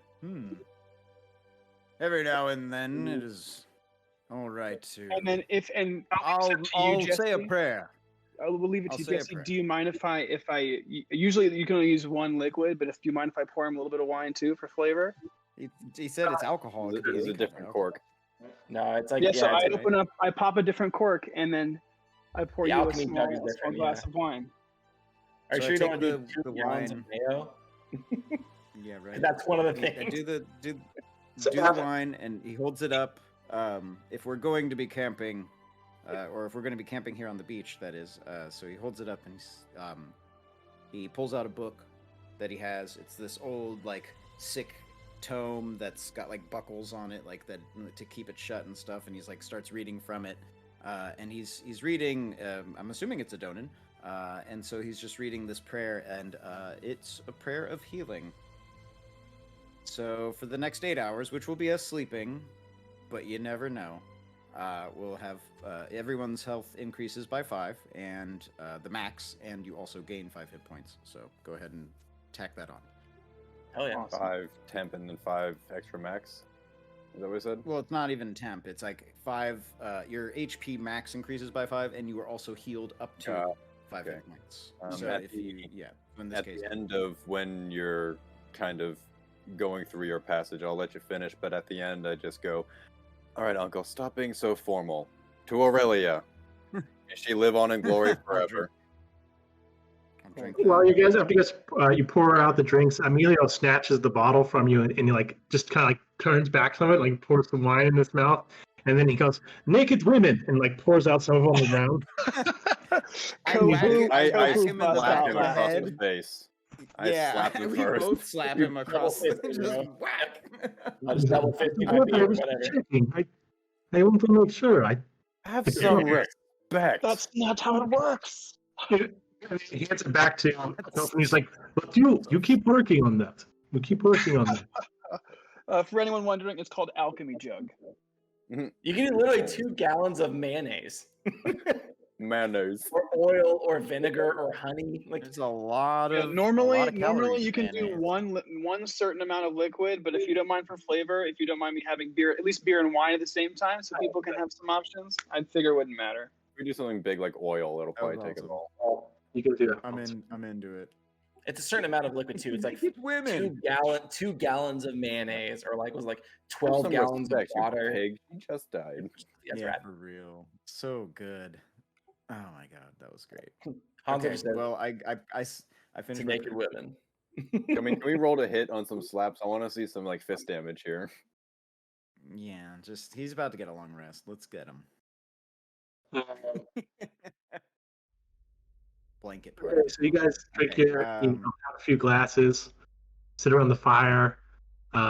You're like right on the cliffside, so you can see the ship pull up on the beach, and I'll you're take kind first of watch. There's 5 of us, so we have enough for all of us, right? Yeah. So I mean, I'll take first watch to tell all of them to get some rest. I'm old. I don't do much, so I don't sleep much. I'm just I'll kidding. take second. Should we take first watch like in teams, or are we saying like, okay, all right? We can do solos. I Cool, think I'll take solos is second. fine. I mean, the thing I'll take is, second. I will say this. I'll role play it out. Is that we finish our healing and we kind of all settle in for bed, and Grail stays up, and he looks into the fire, and it brings him back to something a long time ago, and he kind of gets a little bit sad. Maybe a few tears come out, and he kind of just goes back to writing in this book, in this prayer book that he has, and he is writing out these different prayers that he knows, and when he's done, he'll rip it from the page, and he'll take wax from a candle that he has, and he melts the wax in the fire, and then he sticks the page, the ripped page with the prayer on it. He waxes it to his armor, and he repeats this 6 times. Prepping my spells. Cool. Hanzo will go over to his spot where he's gonna go down for the night, and you can see him digging a hole with his fists. Digs about 8 inches down. Foxhole? Yeah, Yes. a little probably like 8 to 10 inches down. Just a little, not a full-on hole, but just a little ditch. And then he does like 3 or 4 spins. Then rolls into his little circle. Good at then. Tucks the tail around the head. And then pulls his cloak and his hat down low. Just kind of He's so cute. Look at him. Like, they didn't have the sword. It'd be very cute. I don't know if Anna has seen or Hanzo bed down for the night yet, because we've been in separate rooms around a boat. She just goes, Shut up. Cute. He's a cute little fucker. I know I'm cute. It might be the first time you've seen her smile since the event. And Eno says, and they call this one the Wolf of Vastus. What? I tell them all to shut up and get back to sleep. As you fall asleep to the sound of the roaring waves thrumming steadily like the heartbeat of a sleeping god, that night, Annalise, you dream of being bound tight in ribbons until you cannot move, and being borne aloft by shadowy grasping hands What's my safe word? until they fling you upon a pile of dry twigs. You writhe and strain, but your bonds hold you tight, even as the flames lick up around your legs and shoulders. You are held fast. Your flesh begins to sizzle and pop. Your limbs blacken. You look up to the sister moons hanging silver in the sky above and scream your final breath. I'm going to have everyone roll perception checks. Advantage. I have to roll some. I get my disadvantage, which was 10. I have disadvantage too. Yeah. You got a 9. Oh no! Shouldn't have rolled it. A disadvantage, so you got your 9. Okay. So I'm going to say Grail goes first. Austin. Here we go. Okay. So you each take your turns taking watch, Excuse me. and the night seems to pass peacefully. Annalise, you have the last watch, and when shortly after Kofu wakes you, you take your seat by the fire, and you can feel the winds picked up a little bit, and you can actually see some clouds rolling in. And unfortunately, it looks like there might be a rain, which is a little unseasonal for this time. But the sea is unpredictable, and it's not unheard of.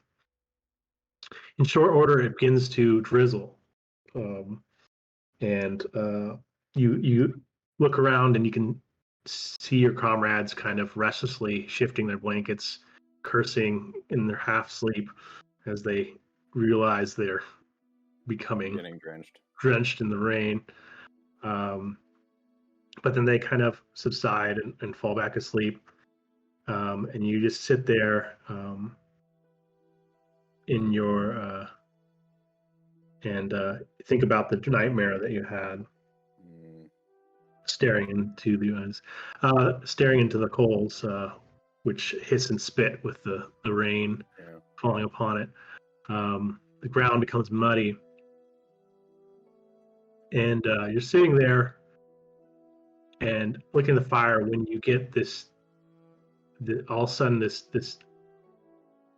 primeval like feeling in the back of your neck where like your hair stands on the back, and then you feel something wrap around your ankle, and you have this instinctual flinch, and you look down, and there's two little arms reaching out of the mud and like grabbing your ankle. And even as you watch in horror, a little face wiggles up to the surface. It's pinched, and you see these two little yellow eyes open, and you can see these pinhole irises looking up at you with this like fiendish glare. And then you realize the earth has come alive around you. Stab down. Help! And there's just tons of little wiggling shapes coming through the mud on the ground. Everyone roll initiative. Hell yeah. Help! Help! Oh no. Oh yeah. How do I do this again? I don't know how to play. I only know how to DM. Oh well. There it is. 9. Shit's getting real. There's weird little things. Grabby creatures. Oh, yes! I'm assuming this is not 8 hours later, right? No, this is definitely not 8 hours later. Like We this would is still past have 8 our- hours. It's not 8 hours later. Yeah, It's that's what I'm past saying, 8 so we still have our temp. No, Oh, it's we do? not. Not past. Oh shit! Nice. Wait, Okay, If it's so 8 what do hours we later, have? we'll be awake. We have Annalise with 14. Mm-hmm. Ooh. Rogue coming in hot. There's Bravo's. Oh, let's clear this. Jack, you're muted if you're talking. If we didn't complete our I will long be right rest, back. I think technically my infusion would still be the alchemy jug. Okay. Yeah, sorry. No, that's fine. That's fine. So my AC is going to be reduced by Uno. Sacrifice what It's you have to like- for flavor. It's And like beer. That's fine with Abraham me, Lincoln. dude. I don't mind. It's beer. That's why you juggle infusions. You made the right choice. All right. I'm glad we're a little bit more open this time. Oh, What the? Come on, Rhythm Bot. What are you doing, dude? did Rhythmbot disconnect? Oh no, Yes. the whole rigging is messed up. It's been so unreliable. It's been doing that a lot recently. I think it lags out sometimes. Maybe that's what it is, yeah. But last time it came back in like 30 seconds. But Arthos looks like a burly Abe Lincoln. Yeah, right. That's right. Like a more I can't say masculine Abe Lincoln, but you know what I mean? Like Well, like a more it's weathered. supposed to be. Oh well, what happened? I guess our stream icons. Where the got all bot weird dropped. looking. Yeah, Where the Rhythmbot mic logged Oh, out. that's what happened. Well, we need to get that fixed. Let's fix I that. mean, it's again. still playing technically, and I can't skip anything. Yeah, but I actually need it to be in the chat for some reason. Hit up Rhythm Bot. Hey, There we come go. back. See? There It you comes back in go. like a minute. Well, I just did join. I just told it to join. That It works. does that. It's the lag. It's that 9 o'clock lag that we always get Monday night. I just want to say we are getting basically Navy sealed by some goblins right now. Yeah. That were underground. That like crawled out of the sand. Is that what these are? I will say, as a DM, nothing makes me happier than to fight goblins. I love fighting goblins. Especially like There's SEAL no- Team 6 goblins. Yeah. It's amazing. Oh, they came out of the ground, little fuckers. Get them. Are they actually goblins? Like, is that their stats? Did I get they're a stab Briar. off? Did I get a stab prize? No. In the Decretians refer to them as Riark, but the Dozen That's just language, what they say. in the Dozen language, they're called goblins. Nice. Nice. Yeah, very nice. Dude, this is going to be great for Hanzo because it's just going to be like a cute little fight going on. I can't wait. I'm gonna die though. I was gonna just Well, cycle. be careful. I'll make sure that doesn't happen. I'll be this careful. time, Yeah, I promise. I'll be careful. Okay, so we're literally getting ambushed, though. I love this. Yes. Why not? Cool. Oh god, so many of them. Oh. Okay, maybe I'm not so happy. I have to like look at the battle. Oh god, this is impossible. 7 right now. 8, 3, 4, 5, 6, 7, 8. I see 8. Yeah. That's how you spell Grail? Yeah. He spelled it out. That's why I got it. Is it Arthus or Artus? Arthus. Arthus. Cool. Arthus Grail. Yes, not Grail like Holy Grail. That's a little too tongue-in-cheek, I think. Well, Yeah, as a cleric. Yeah, exactly. well, spelling it different. I mean, it's doesn't still make it any tongue-in-cheek, I different. guess. Yeah, exactly. Yeah. Fuck it, why not? It's a character. It's a good one. I like it. Dang, are we in like ruins? This place is cool. Yeah, so there's Smells. old ancient Asai ruins there. I forgot to mention they're half fallen into the ocean. It's badass. Wait, so we're in Iclia, though, right? You're on southbound towards Iclia. Right, exactly. Okay, cool. We haven't even gotten to Iclia yet. Right. We're, like, Ooh. yeah. Okay, let me see. What does the stream see here? Should be good. Maybe move it up a little bit. Beautiful. How do you pull the character sheet off the icon again, Bobby? You hold Alt and then click. Oh, double click, sorry. There we go. You can hold Alt and move your character like individual little pieces too if you need to. Like if you want to put like on the line for thematic, for like Yeah, it's role very playing cool. out like Ooh, times and I'm stuff. getting a drink. Do that. Try.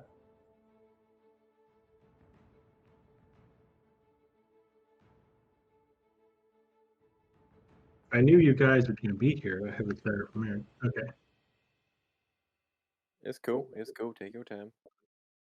Do we want to take like a quick 5-minute break just to bathroom and snacks and such? I'm cool with that. Yeah, you go grab it now. I'm almost All right. done. Be right back.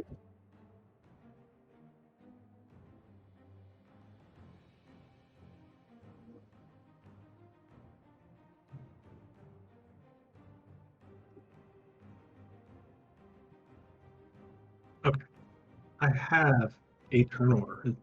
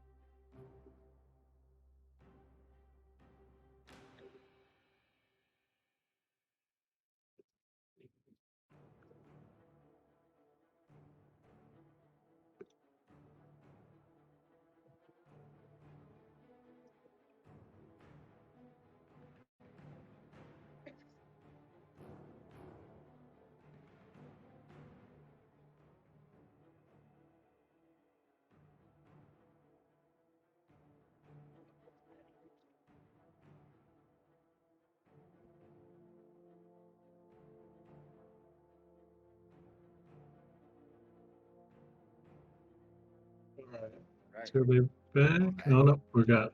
Oh, wait for something. I'm back. Ooh. Gordon's Gordon. in there. Sorry, needed things. The other two will be back. Ooh. This is. Oh, we got Emilio. Emilio! Hey, yo, what up? Hey, still got. Okay, so at least we're not fighting them. Mobs. Yeah, at least we ain't fighting no scapions.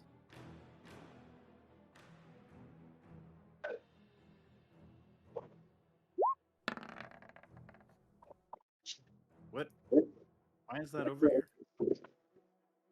I don't know. Why is that over there? It's really weird. It's like her character sheet.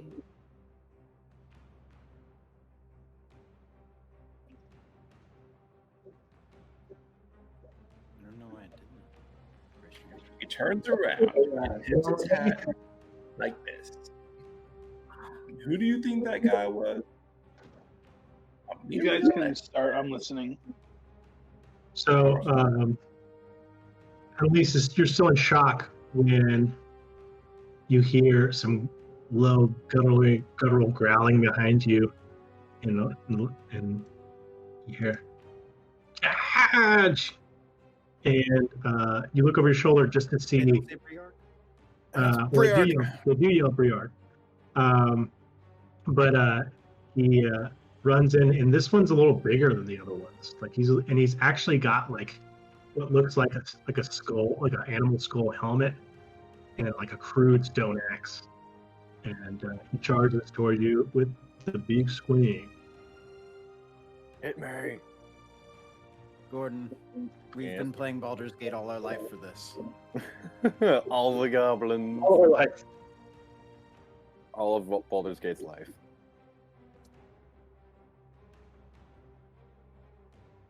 does a 18 hit you? I'm sorry, 17. 17 hit you. No, it shouldn't. I don't know why my AC says 17. It should be 19. Right? Right? That doesn't... Hang on. Did you unequip your shield? I did last fight because I wielded two-handed, but it should be 19. So no, it doesn't. No, Because I'm full shield right now. You're able to like bend forward on your seat and like duck just as the axe flies over your head, and then he comes with a downward chop. And you're able to step just aside as he splinters the small stool you're sitting on. All right. And your talk is starting right here.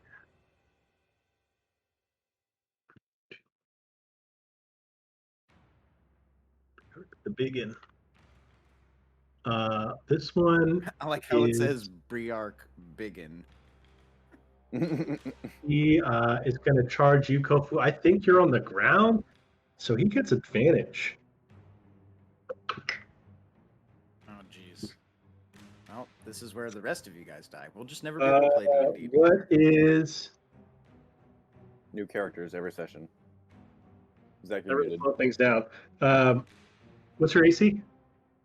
You're muted, but I think you said 18. 18. All right, and he misjudges where you are because he just buries it in the mud. Oh, Can my you guys roll? God. Hanks, what's up with that shit? And Well, that's enough. And he misses again because he's a dumb, big, and dreary arc. Moving on. Let's grab this guy.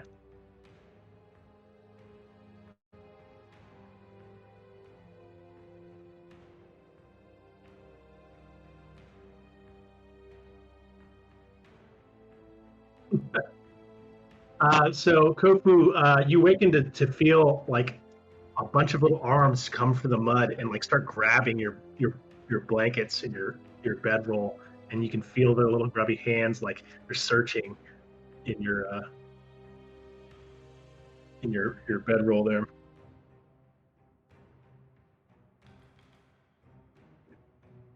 They're looking for your junk. and your gold.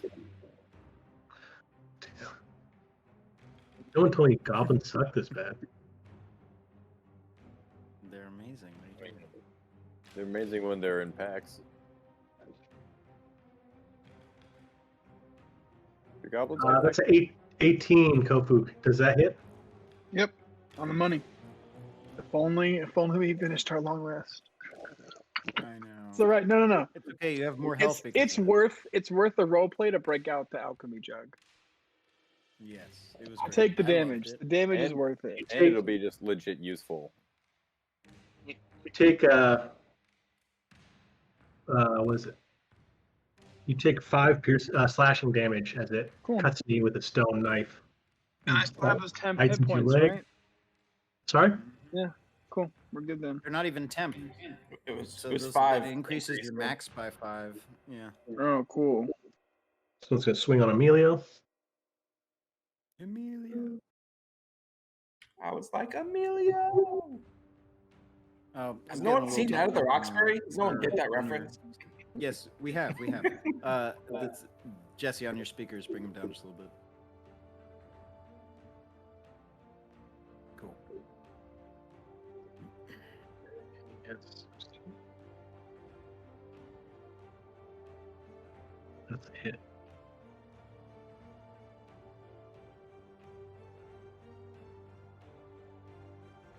Okay. Man. Emilio winces as a blade bites into his collarbone. Yikes.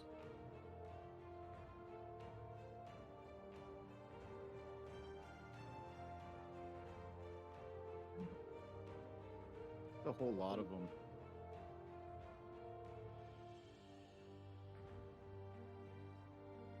Really, sorry, Annalise. Oh, too soon. Still gonna happen a lot. That one misses. Big old tank. This is my highest my AC's ever been. I love it.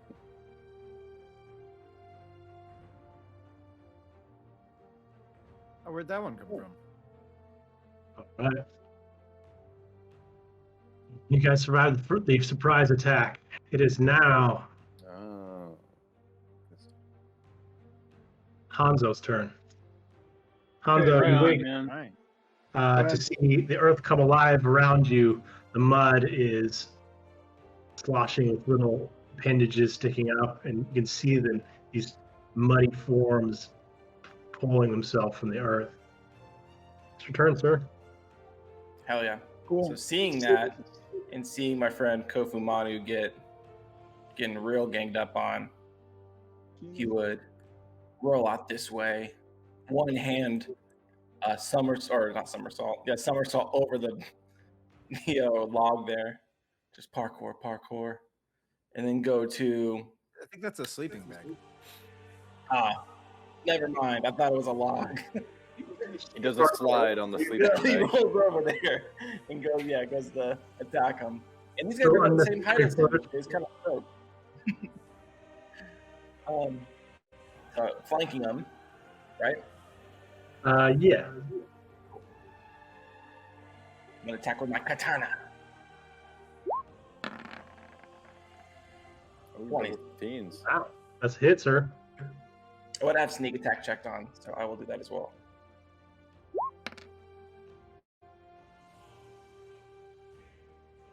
All right. How do you dispatch this goblin? So Oh my plus another God. 6 because he has a sneak attack. Even more So damage. yeah, as soon as he walks up, he basically just, as he's sprinting across, he has that full speed of momentum and goes at him from the neck, or aiming at this goblin's neck, or this Briard's neck, just straight through it. The clean swipe, kind of sits still for a second as the head slowly strips off the side, like over an Ishii, anime style. If that's the case, then since that guy is now dead, All right. I don't have. When you decapitate the body, it doesn't fall immediately. The hands kind of flail, and it actually runs a few steps before falling down. Nice. Yeah. Yeah, exactly, like a chicken. Cool. So he's gonna use the rest of his movement, because I was like 10, to go another 5, 10, 15, 20, 25. Let's go 30 to here. Or 30 to here. You actually spent 15 points getting up from prone, so you only have Oh 15. shit. Okay, I'm sorry. Then That's yeah, right. I don't. If that's the case, yeah, I'd be about right there. Then Yeah. that's just where as far as I can kind of get back. But that's. Well, actually, no. And also, I forgot to say, with that, that whisper of the wind. So whenever I hit that guy, or whisper of the dead. I'm sorry. In chat there. So as soon as I shoot the one guy, as my sneak attack hits him, you see that gray, smoky mist type energy go out of him, or green, I mean, come out of that goblin and slide into this goblin. Okay. And applies half the sneak attack damage, so it gets 3. Oh no, I have to roll. I'm sorry, I have to roll it. I'll just roll a 1d6. Half the number of the sneak attack dice, right? Yes, exactly. Round it up, so that's 1. Additional 2. Just some 2 damage going into his ear holes. Alright. So That's the Briark squeals and claps his hands over his ears, and you can see a little bit of blood trickling out from under his hands. Annalise, it's your turn. Oh boy. I'll look at this slightly larger Briark in front of me and say, "Huh, you're a bit larger than the other ones." And kind of grip my sword a little bit larger, that the rune kind of on the center pommel flashes kind of white as smoke starts to pour out of it. And I start growing to a larger size and say, "So am I." Yes. Love it. So as you grow up, the big end is looking at you, and as you get big, it kind of goes, "Ugh," and looks What? up, and it's just holding its axe. And I do actually kind of want to sneak at least over here, because that would put me in melee with this guy here. So I just want to create a little space in the middle. So that's a good question. If you're here, Yeah. and you I technically see can't this guy. you Yeah. technically can't move through enemies, right? You can move through friendlies, right? But there's an enemy here. There's an enemy here. Yeah. I mean, it doesn't really You can change move much. at angle, It right? just- I'll attack from here. It's fine. Well, at the current size, I don't think she could pass for these two. I see what you're saying. Yeah, the We space can. there is 5 foot. I mean, it doesn't change anything. I will attack this one in front of me Okay. with my sword. 24. Hit. Their goblins, can you step over him? since she's That's large. just small. I mean, it's leaving a lot of That's threatened true. squares at the Goblins are moment. actually small. yeah. 8. So he's 2 sizes bigger than they are. Right now. If they're small. This is true. 8 damage, you said? And 1d6 per turn from being big, so 7. Just coming down with a big slash. So okay. So you come out of the big flash, and he has a wooden shield, and it just carves through his shield and bites into his arm.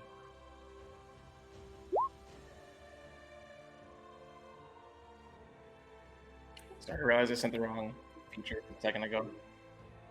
It was Whales of the Grave, that is extra sneak attack. It does extra sneak attack, you said? Oh yeah, the stuff that we rolled, I said it was Whispers of the Dead, but it's actually Whales from the Grave. It's a different feature. And I put the wrong one in chat. That's all I was saying. Okay. So I put the correct one in chat just now. All right, that one you just struck, he carves through his shield, but then it kind of just it goes wails and just swings at your foot with reckless abandon. Is that on its way out, or is it still up? Because this is the bigger one, right? So they're a little beefier. It's a little bigger, yeah. And it crits. Oh, fun.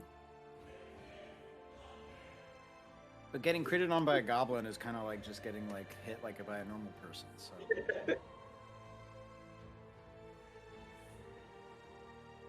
Unless you're. So it sinks its stone axe into your foot. You take 10 slashing damage. That's not too Shit. bad. That's pretty good though. But because of my feat, Heavy Armor Master, I just reduced that by a flat 3, so it's 7 damage. All right, damn. Oh yeah. Oh, wait, and it's 5 hit, so 5 go away, so I really only take 2. Thanks, Helpy. You still Big in- can heal up to the 5. Yeah. Big in 2 is going to. It's actually stay where it is, and it's going to swing at Kofu. It's a miss. He like sees the big It's act- Annalise and goes, nope. And then it is so distracted by this giant woman, it stops mid swing and just stares with an open, gawking mouth at this behemoth. Briark one is down. 2. There's 2. Oh, I like how highlights Me? are. This one is going to run over here. It is now flanking you. Hooray. That is a hit. Let's see if you can see It's, am I on the ground still laying down? until it's been your turn. Yes, you are still laying. Yes. Well, no, you said the surprise round was over. Right, but your turn hasn't come up in the first round. Okay, cool. So making sure, just so they have advantage anyway. He didn't need to flank, just for the record. Yeah. Okay. Once you get up.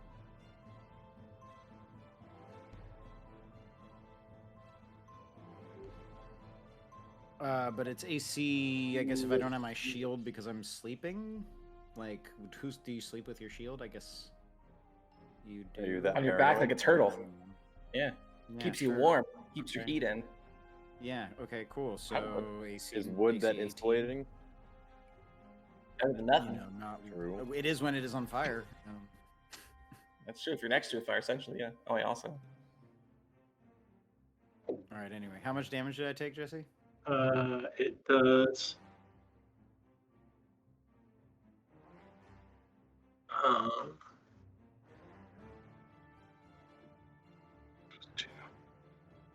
Takes 4 slashing damage, and then it disengages as a free action.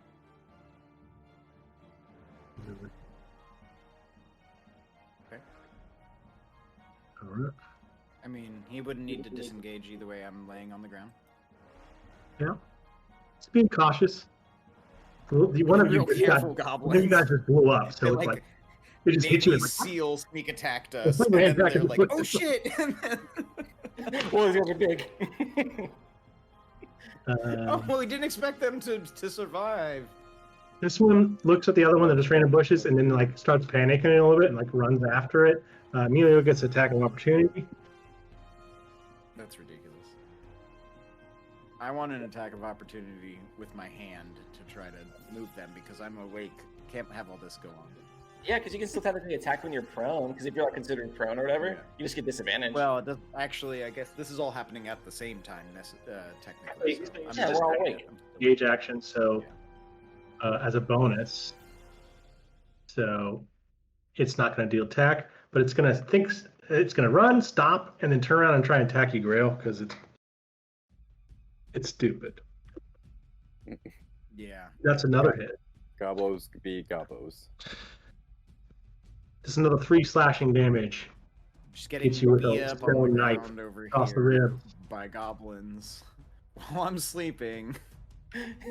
You're awake now, dude. You've been smacked up quite a They're like, bit. damn, that old man can sleep through anything. I'm like, Hard damn. snoring, dude. Just like Somebody cast Yeah, sleep on you're just me. like kicking in their sheets, like, it's a funeral.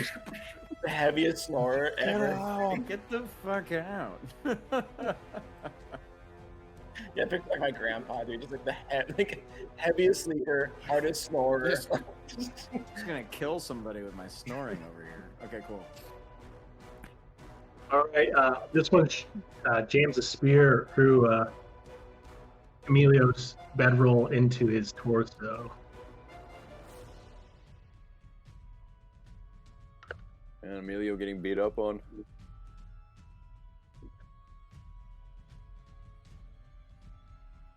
All right.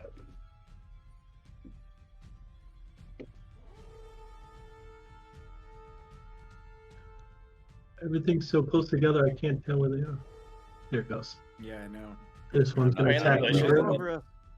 And yeah, the bushes and the goblins are about the same color too. Like they're like little shades of green, so it's kind of easy to get them interchanged. Yeah, that's how they got the sneak on us. They were there the whole time. We didn't even Yeah. realize it. And that one bounces harmlessly off your scale mail. Kofu, it is your turn. See, Grail So- man. Kofu. My Grail mail. Yeah.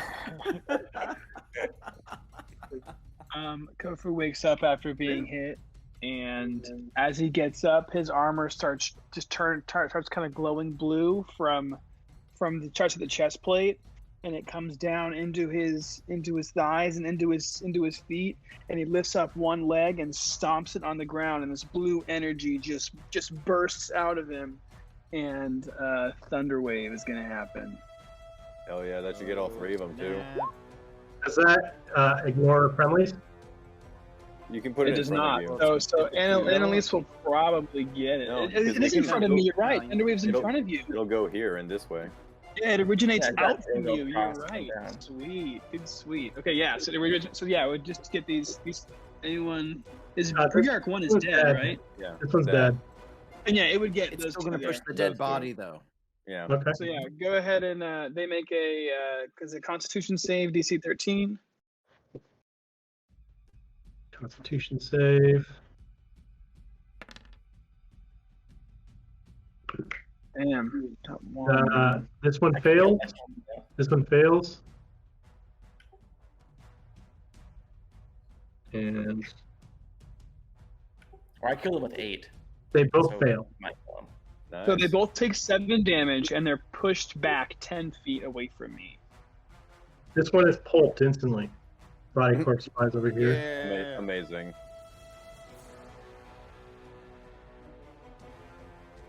Remember, Briark Big and 2 also push 10 feet back. So after that, like I said, this blue energy originates from his chest. You notice that his armor is still pulsating blue, and I'm going to use my bonus action for a defensive field and gain 3 temporary hit points. Damn, you have hella HP now, huh?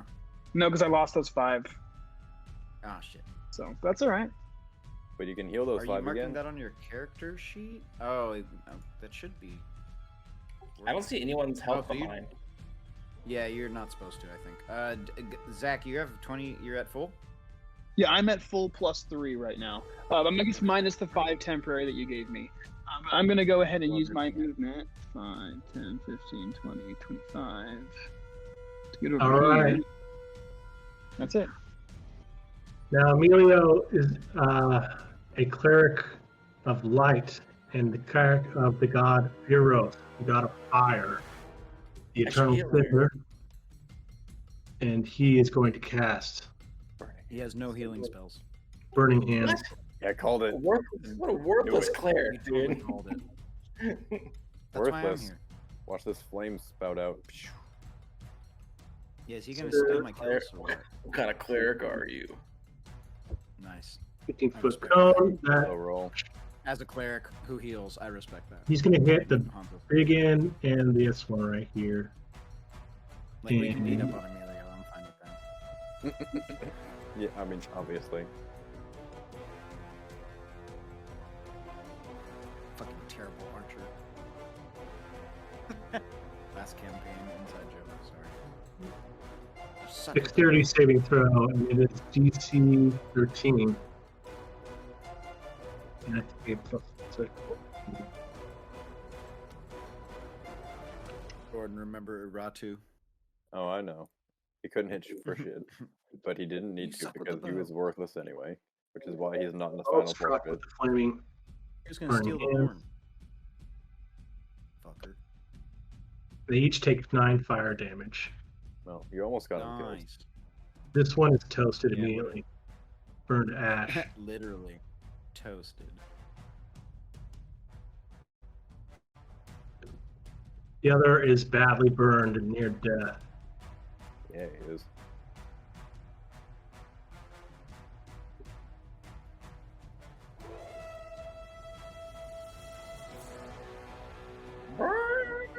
Every time. I know.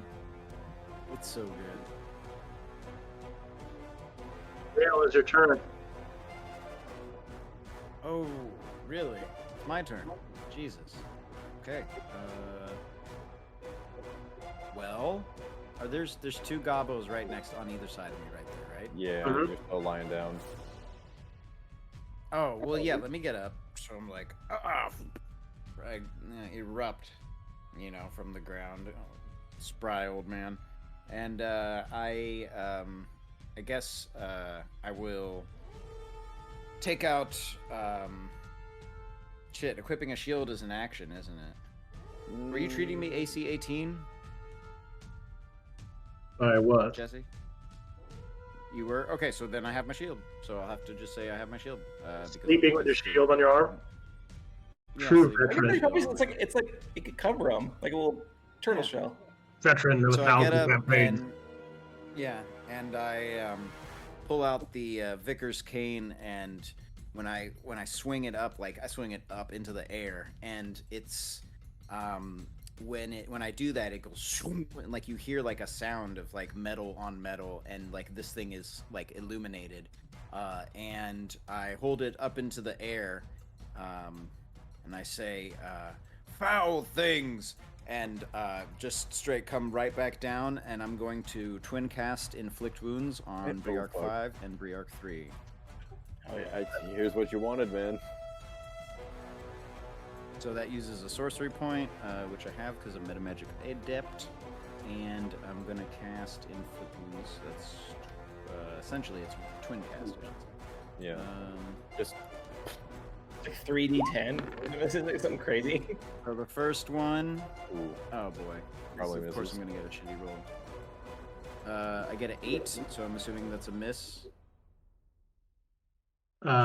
Yes. Briarch 5, okay, that's fine. And why do I have to keep going back to this?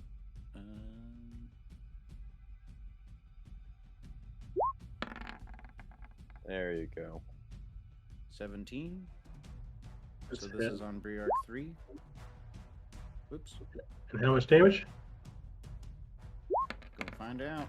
Ooh, that's big. Obliterate some dude. Just 15 Blows up. necrotic Just- damage. Hollow. So I come down with the Vickers cane straight down onto the ground, and it erupts with necrotic energy. This black energy blasts out from me, essentially going to both of them. One of them is able to dodge out of the way, but the other one takes 15 necrotic damage. Yeah, and it just melts immediately into a black goop, bubbling goop on the ground. Hell yeah. So that's my action. I'm going to bonus action. Don't have a bonus action actually. I'll just hold my shield up and look at the other one that got out of the way and grin. Hanzo, you're up. all right, looking pretty good. He is going to move forward here up to this Briarch 2. Watching all these other Briarchs die around him, he's just on a rampage, getting ready to kill these guys, or ready to finish it up. So he's gonna attack with his katana again on this guy.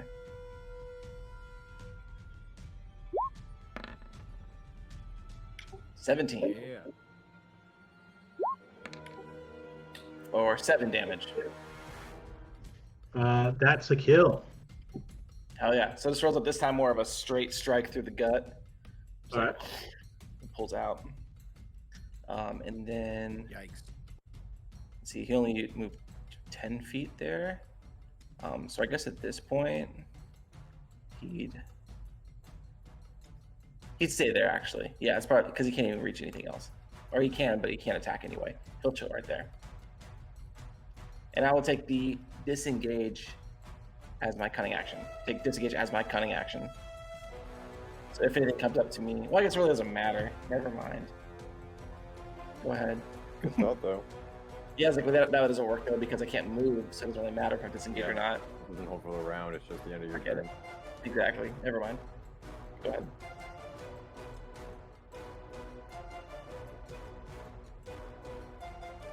Or if that's a pillar, like a pillar right there. Like, is that something like a fox could hide behind? The bush, you can hide behind the bushes. Cool. So There's still- this guy's dead. Oh, there's a guy there now. Oh shit! I didn't Yeah, see this guy. Is this guy alive? Yeah, where did that guy come from? He just He just came out of the mud. Oh shit! Okay. yeah. Well, though that's the case, I mean, do I see that on my turn? No. Shit. No, it's after your turn. Oh, because I was gonna hide. Originally, before he was there. Yeah. So should I You should still? still do that. Yeah, you can still that? do that. You can still hide. Cool. Then yeah, do I roll a stealth check, right? Hide in the bush. Yeah, I just flip into the bush, just like you see like a drunk person do. Just flip over, just immediately in. So roll the 21. That's more than enough. Hanzo is badass. Mhm. Just saying it now. Just disappears into the bush. Just Yeah. He's probably used to that too, being like a fox folk. Like he's used to diving into bushes or behind trees and like that kind of stuff just to escape nature. Yeah, that's Call it. him the Wolf of Vathis, the diver of bushes. Wolves ain't got shit on foxes. All right, Annalise, it's your turn. All First right. After turning my eye and seeing a wonderful, I don't know what it's called, but I know it's Thunder Wave from my good man Kofu. Thank you for opening up some space. We're gonna come around this way, and I'm gonna try to do like flavor, of course, running kind of in a circle and dig my sword into the dirt to kind of keep this lower one over here and turn that into a spin, jabbing at this one's back over here. That's tight.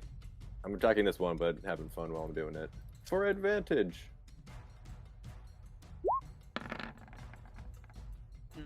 Ooh, 13?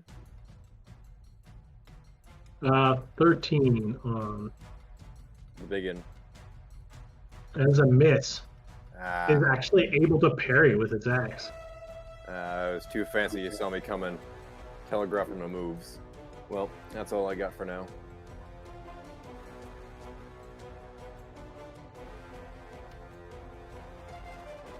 Okay. Actually, no. No. Action surge. I'll use that now. Let me try that again. Let me try that again. shit. After getting stifled, make a quick another jab while his shield is out of the way for my last parry. Also, this one's dead. Right? 2? There we go. 18. Yeah, two is dead. I don't have the red on mine, so I wasn't sure. That 12 should have been an 18. That's what that means. Right, Jesse? Didn't you say Briark 2 is dead? Briark 2 is Hanzo dead. just killed? Okay. I'm drawing red on the dead ones. 18. That's a hit. There it is. That's a bingo. 8. You just say bingo. There you just. You just say bingo. 1d6 from being big. So 11 total damage. After the swipe fails, coming for a quick jab.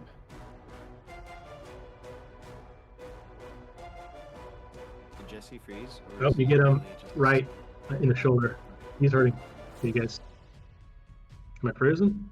No, Freeze? we got you back. We got you You back were now. What do you frozen. think? When you dealt the damage, it looked like he thought for a long time. Like, Yeah. Like, how does this go? This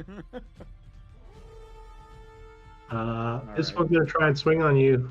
It flails at you, Annalise, as it bleeds out.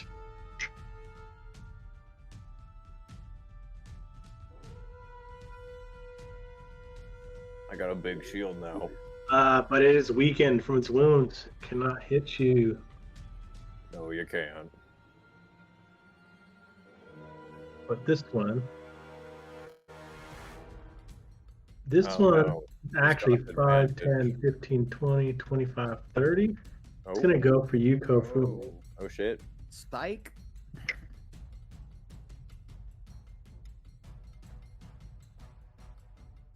Sorry, it's actually just getting And both of those are deflected by your armor.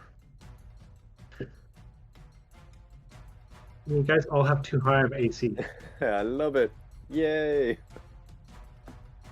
All right. This one, It can never be too high.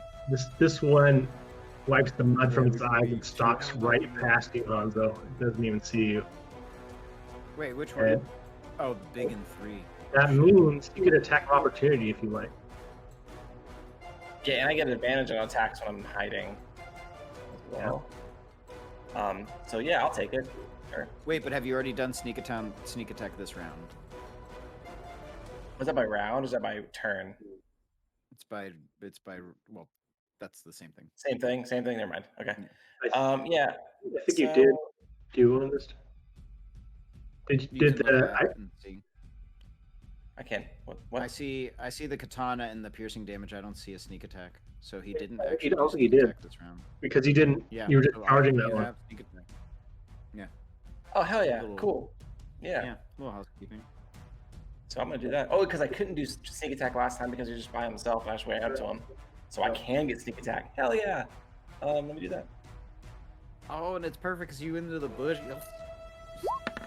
Can't wait. 16. Oh, good thing. 16? That's Yeah, a 16 hit. Hell yeah. Oh, wait, no, it's not. It's not. Oh. 16's not a hit. It's not a hit. Dang it. Well, never mind. That's too bad. I'm sorry. All right. Dang. You swing out and you swing, but he seems to have some kind of like bronze platter. He has like hanging off his shoulders from the back, like some piece of something, and your sword just bites into it. All right, and he keeps he's running when it happens, so he doesn't even notice. He is going to run 5, 10, 15, 20, 25, 30. Oh, Jesus. That's a 19. I believe that's a hit. Mhm. Yes. It's okay. Relish knowing that they had to flank you to get that hit. You take 7 slashing damage as, he sneaks. He basically runs up behind you while you're fighting the other one and just blindsides you in the back, and then he swings again. Oh no. Yeah, so my defensive field, my blue, that hits. My blue, like, pulsating energy dissipates. And then he comes around with another backswing and catches you in the side for another 6 damage. Slashing. Jeez. How you looking, Kofu? I'm looking all right. Could Alright. be better. Not that I can do Could be anything worse. for you, but I'm just curious. Just wandering from back here. All right, this Is one, this a cliffside, Jesse? yeah. Okay. Good to know. This one, it's actually Had gonna a stay lot where of he is. escape. He attempts to stab you, Grail, but he like comes in with like a just a crude stone knife and just like it hits your armor and just like Whack. nothing. Kofu, it's your I turn. yell out as he's trying to stab at me. I yell out, "Kofu, get over here!" I lift my other leg and do the same exact thing. This blue energy, that's originates from my chest, goes into my right leg, and I lift it up and I stomp it on the ground, and it just explodes, and it's another thunder wave. So that's gonna be a In this case, you can 13 only hit one of them. 13 con save. Oh, you're right. I would only hit one of them. I'll have to move first, won't I? Cool. I'm gonna take the attack of opportunity. I'm gonna do it. I'm gonna take the attack of opportunity. From both of and them? move to here. No, just from one of them. Oh, okay. So from one. Gotcha. Yeah, now you can get both. So yeah, so they'll get an Although, attack if of you push opportunity. him off the cliff, though, dog. Off the Oh, I cliff, can do that. Can I Yeah, do just that? go down to. Go down to. Oh, no, this Yeah, way. I just have to go go the this other way. exact. And then Go I'll hit both here, of dude. them. If you go here, though, You'll at you least can get one. Yeah, that's true. Yeah, that works. Metagaming. Okay. Anyway, yeah. Sorry. No more of that. Anyway, I'll take one attack of opportunity. Go ahead, Jesse. Watch him get a critical hit and kill you. That'd be Alright. great. It's a miss. The Okay, armor saves you again. Yeah. So DC 13 con save. Okay. We're gonna do it for this one first. Do whichever Okay. one you'd like. That is a fail. So that's 10 Okay. damage and also 10 feet. Not bad.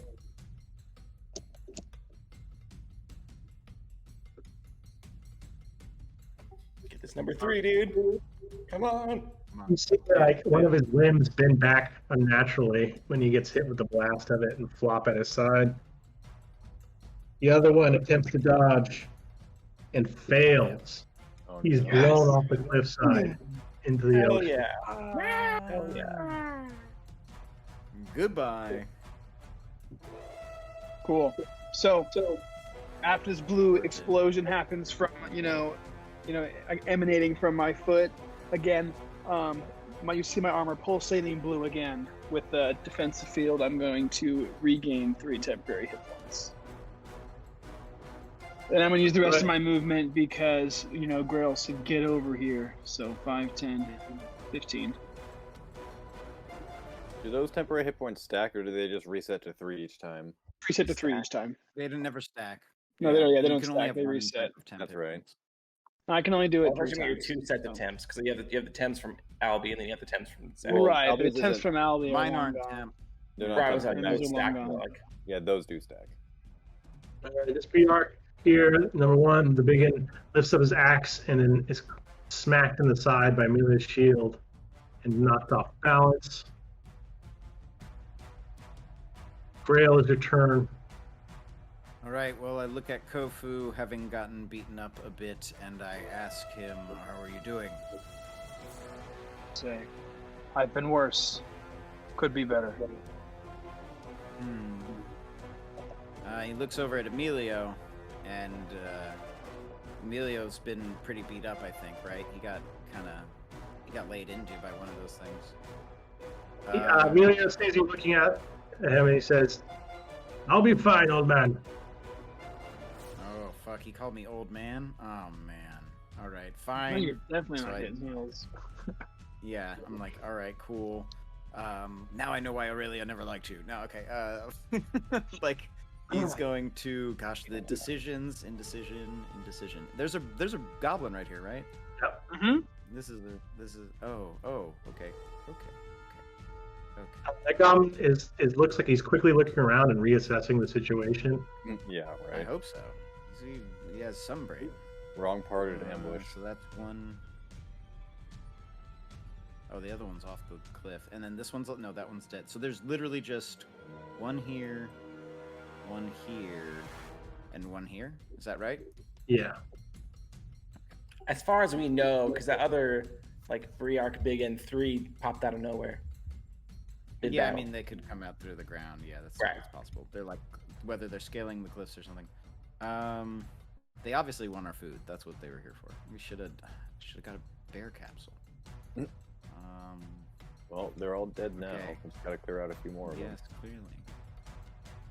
Question is what to do. I feel like I'm going. What's the range on this spell? Sorry, give me a minute. Never have to play these kinds of spell casters. 30 feet. 35. 1, 2. Okay, so Grail's going to take an attack of opportunity and go here. And get within range. Mhm. So this Briar can take an attack of opportunity against me if he likes. He did. He missed. Okay. And I'm going to, from my prayer book, or actually I have all of the ripped ones. Sorry, I don't have my prayer book out because I have my shield and my scepter. I take another one of the scrolls that's on my armor and I start reading it. And you look around and you see all the goblins that are left. There's this like shadowy hands that are coming out of the ground and like tugging on them and like pulling at them as I cast Bane. All right. All right.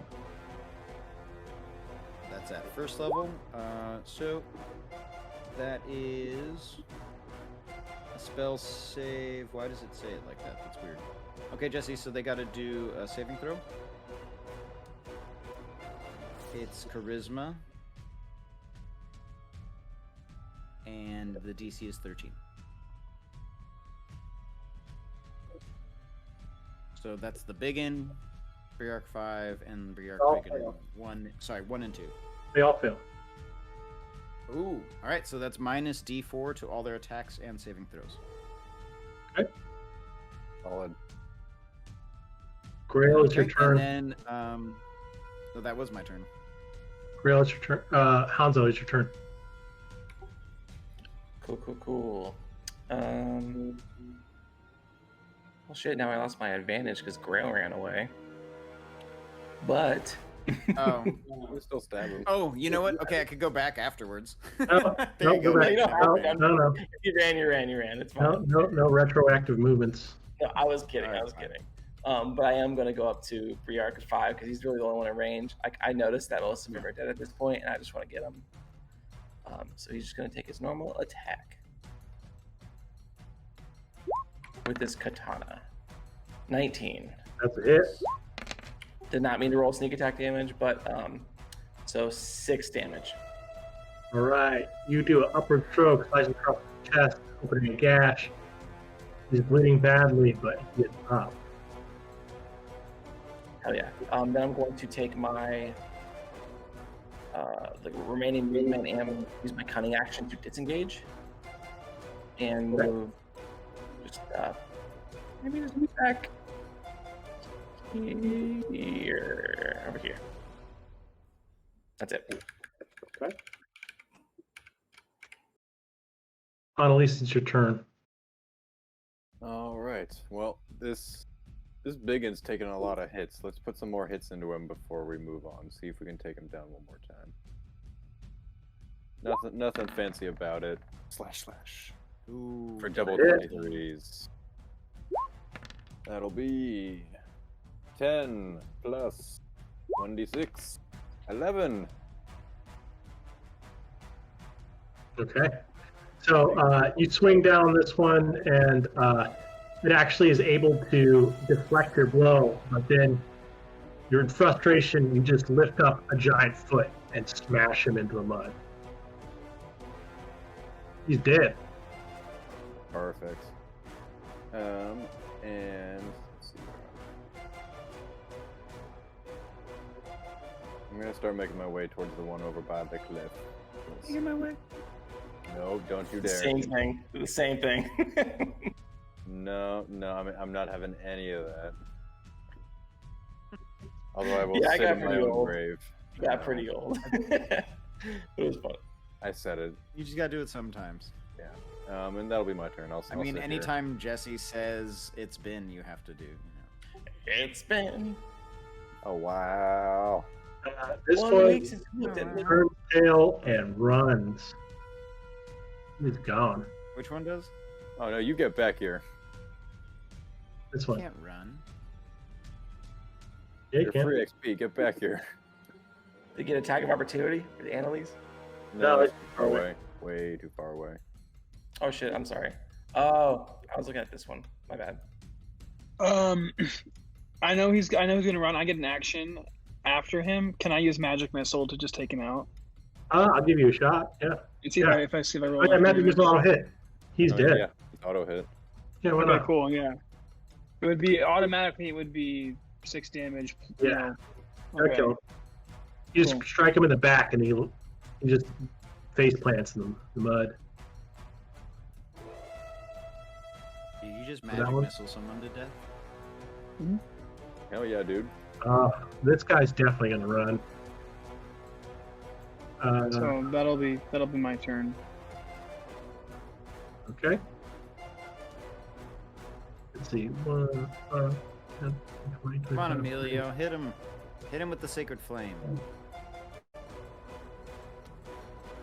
You can do it.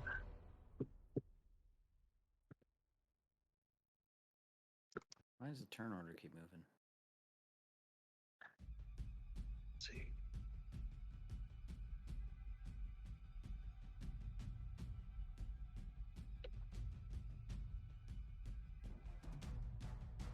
Are they all just peeling out? Looks like it. What's the range on Sacred Flame? Probably like 60 60 or feet, I something. think. 60 About feet? what- Probably. Okay. Here, let me look. I have my spells open. Oh, I don't have sacred flame for this character. Big yikes. To the internet. Yep. think it was 60. Yep. It's 60. Yep. He has to make It's a a deck save. deck save. Oh, he actually saves. Nothing happens. Wait, no, he has Bane, minus D4. That Oh. is true. You want to roll your d4? No, you roll the D4. Okay. I will do that. You roll the D4. Good, Come on, good Bane. call. Good It's call. minus 4. It hits him. Hell yeah. And, Hey, 8, huh? valuable. Witnesses. We're not letting anything get away. Nobody Navy SEALs us and gets away with it. He just conjures a bolt of light and strikes this thing down into a blazing pile. They are all slaughtered. Congratulations. Hell yeah. And I feel good about it. Does someone want to roll a nature check for me? Yeah, I'd love -1 to do over that. here. No, I got you covered. Who's got that dialed in? 15. 15. Archaeologist over here, I know what's Music. out here, man. Briarch, some of the more feral ones, are known to hibernate in the earth when the weather is extremely bad or there's a blight on the land with lack of food or resources. They can hibernate for years in the ground. So they're like cicadas? Yeah. Wild. A little bit of activity. I share this with the group as we're cleaning them up as kind of like a random bit of factoid you learn in a textbook. Also, note, they're not all green. They vary from like a pale yellow ochre to red to green. Do any of them have like any weird trinkets that look like they might be really old, like something they might have found in the ruins around here? Most of them are very primitive, like basic, like just have like stone weapons, knives. The big ones look like a little bit more established. They have maybe some armor, but a lot of it's like pirated. So they'll take things like, like the bronze platter and like use like a breastplate or stuff they've managed to get off dead. Nothing seems really valuable. Nothing just interesting from the area at least. Right. Not necessarily looking for anything valuable, but of what we might be looking for. Right. Okay. All right. Your Hanzo will go through all of them, put the 2 copper pieces on each of their eyes, and says his own little prayer thing, and sends them on their way. You see Their souls, and as your dad leaning over them, you guys kind of you see this kind of green, like the thing that you see come out of the bodies whenever he kills a lot of them or does a sneak attack damage, and it's kind of him. It's getting pulled into him this time as he's kind of breathing in. Do we see that? You might. Look. If you're looking. Shit. Grail looks at that and he like remarks on it and he's kind of like, doesn't really know what to think of it yet. Emilio calls out to Kofu. Do you have any more magic wine? You better fucking believe it. And he's already pouring some and invites him over. Emilio drains it, and you hear like some rustling in the bushes, and you guys like kind of grip your weapons, and then the skinny fisherman Martin like just pops out of the bush, and he's like, "Are they gone?" For Yeah, now. they're gone. As I shrink back down, my voice goes higher. That's not really funny. Oh yeah. Oh yeah, they're gone. You can come back out now. He like is like he's kind of like trying to get a grip of like what he just saw, and he's like, I think we should leave a little bit early. And Yeah, So I with mean, like that- it's the sun is just coming up, right? right, yeah. Can we start? The rose-colored dawn, the rain dissipates, and you slosh the mud down onto the beach. Sodden. Take your supplies, throw them on the deck, small ship, and shove off into the water. Gotta pick up the pace here.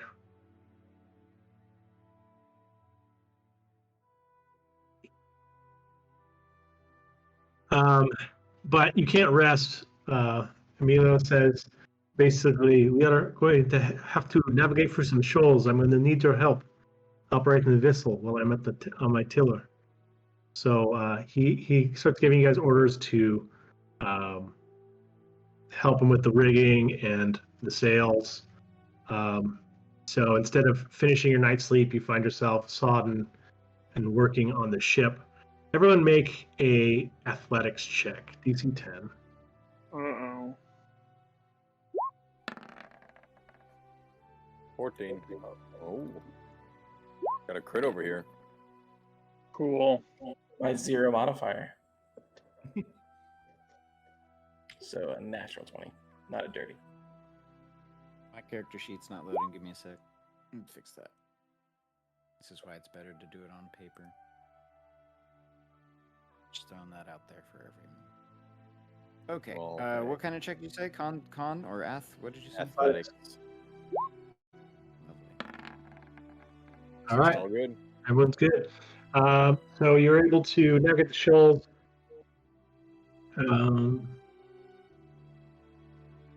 Next day, you only sail for a few hours before the sight of the harbor of Iclia comes into view. It is difficult to miss. The bay is protected by a high stone wall that shines in the morning sun, but it is the two Vestal Virgin statues that truly capture your attention. They stand at either side of the narrow bay entrance. Each statue is nearly 20 meters tall. The virgins are depicted with flowing robes and ornate helmets and spears. They stand staring defiantly towards the eastern horizon. You arrive and find the harbor choked with vessels struggling to maneuver. Some are trying to leave and appear to be making for the harbor entrance all at once. Others packed together, jockeying for position at the docks. You hear angry shouts over the seagulls' calls as the captains hurl curses at each other from the ship decks. They're small fishing vessels dwarfed by the larger triremes and galleys. Martine scurries about the ship, trimming the sails and adjusting the rigging. So you guys basically kind of edge in through these larger ships and find a place at the dock. And the dock is just blustering with people, and they're all, most of them are loading ships and trying to basically leave the city.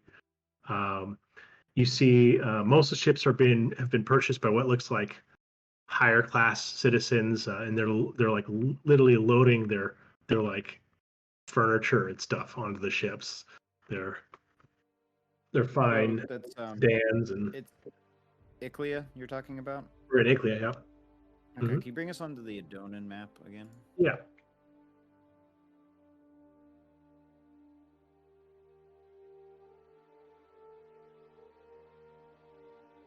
Okay, All right. so I think, yeah, here we go. So what we did is we just sailed with a fishing boat, right? Mhm. This way? Like That's right. to Iclia? Yeah. Okay. So we're arriving in Iclia and we're trying to find port here. Okay, cool. Yeah, so we can go. See, let's choose a good color. What's a good color? Red? Sure. Red's always a good color. So, oops.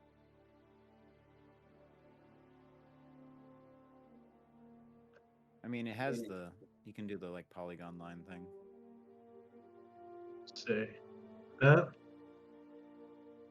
Right? Yeah. Something that like works. this. Oh, hilarious. We drew the same line, Jesse. All right, and as you look up, once you step off onto the dock, you can see ahead of you on the sloping hill that rises from the bay. On the right, there's a luxurious palace. On the left, the hill climbs up to a peninsula, cliffed peninsula, where you can see what looks like maybe some temples. The shoreline in front of you is choked with, densely choked with buildings of all sorts, some warehouses and and beyond them you can see what looks like habitations. You remember the words of Ignatius. He told you that when you arrived to look for Commander Vernon, he would attempt to send a message by pigeon to let him know you were coming.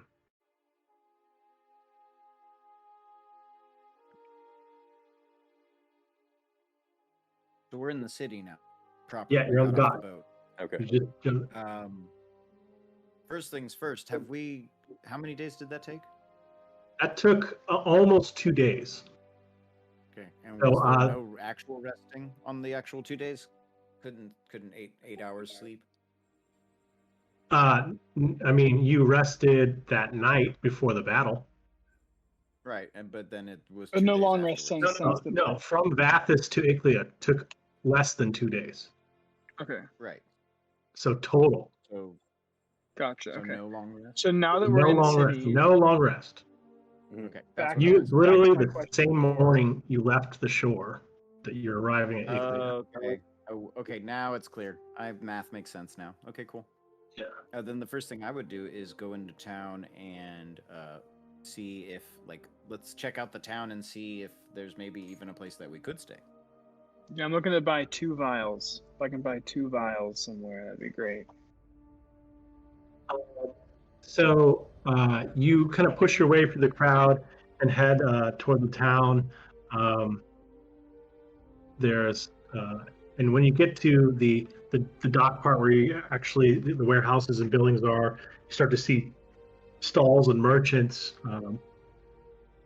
selling their goods on the shore. You're hit with the wall of noise of the city life and the smell of city life. And you see there is a place. There are some places like hostels you can stay. Well, You're is there not a sure. temple here? There's got to be a temple here. There's always a Okay, temple. So then we could stay at the temple. I could go talk to them. Okay, you want to head for the temple? I mean, I'm just saying that that's what I would do. Grail Yeah, would do I that mean- rather. So we wouldn't be looking for any more information about the ruins we're going to. So you get some directions and end up going along the shoreline and up the hillside to the peninsula, the Cliffed Peninsula, into the temple district. And there you find a temple of Adona. And from the front steps is a large statue of the goddess of earth. She is pictured with a spear. The smaller depiction of her lesser deity Hygeia is at her feet, and it's actually a fountain. Hygeia is pouring what looks like an endless spring from her jug, and it turns into a fountain and slides down a trough at Adona's feet. There is a priest there, and he recognizes you, seeing the insignia blazoned on your shield. Whoa! Greetings, Temple Militant. What brings you here to our city? Ha! What a silly question. We are in turmoil. Of course, you are here to help. Perhaps we need a place to stay first. My name is Grail. These are my traveling companions. My name is Thaddeus. I am a priest here at the Temple of Dona. I am Well met. well met. I am trying to ration some grain for these poor souls, and you can see that there's a line of disheveled-looking peasants, and they're lined up the steps, and they're each taking basically a couple handfuls of grain from sacks that are piled there. Other priests are handing it out in like measured cups, and it's meager, but you can see the line is very long. I look at it and I say, times are hard, but death is worse. And ask him if we may enter. Of course, the temple is open to you. And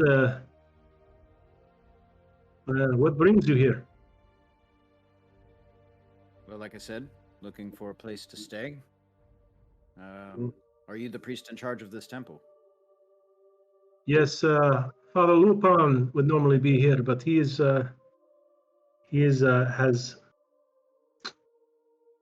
fled. I am what's left. Fled? The plague or rebellion? Why not both? I laugh. He chuckles. And then he gets back grim again. He says, Yeah, we don't have much. what will you do? My place is here. I was born in this city. I will not abandon these people. The gods have sent us to you then. Perhaps. We don't have much. There is a small room in the back with some couches and fresh sheets. You're welcome to stay there. Yeah. Okay. Cool. I offer. I guess I ask. Where? I want to make an offering to the temple. Perhaps monetary. Yes, there is a small shrine in the rear of the temple. Okay.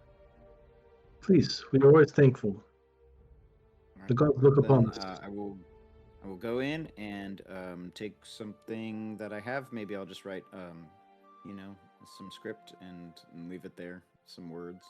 But I'll go into the temple and motion for everyone else to come in. Thaddeus seems like he's about to stop Kofu and Hanzo. He looks like he's about to protest, but then he kind of he thinks better of it and just kind of nods and lets him pass. Is It's okay. Amelia They're with with us or us. not? Yeah, do we notice this? Yeah, you noticed it.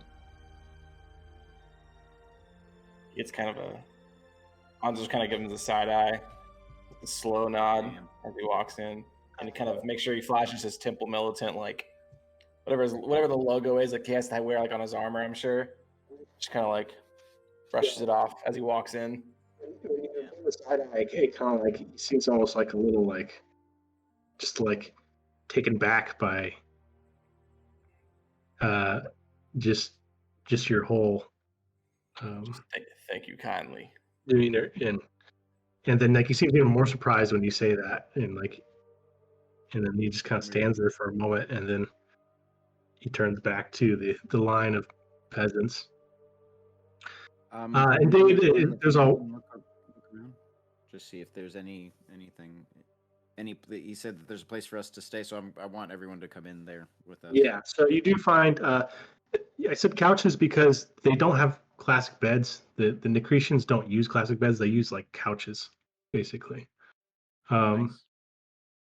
Chase. And Yeah.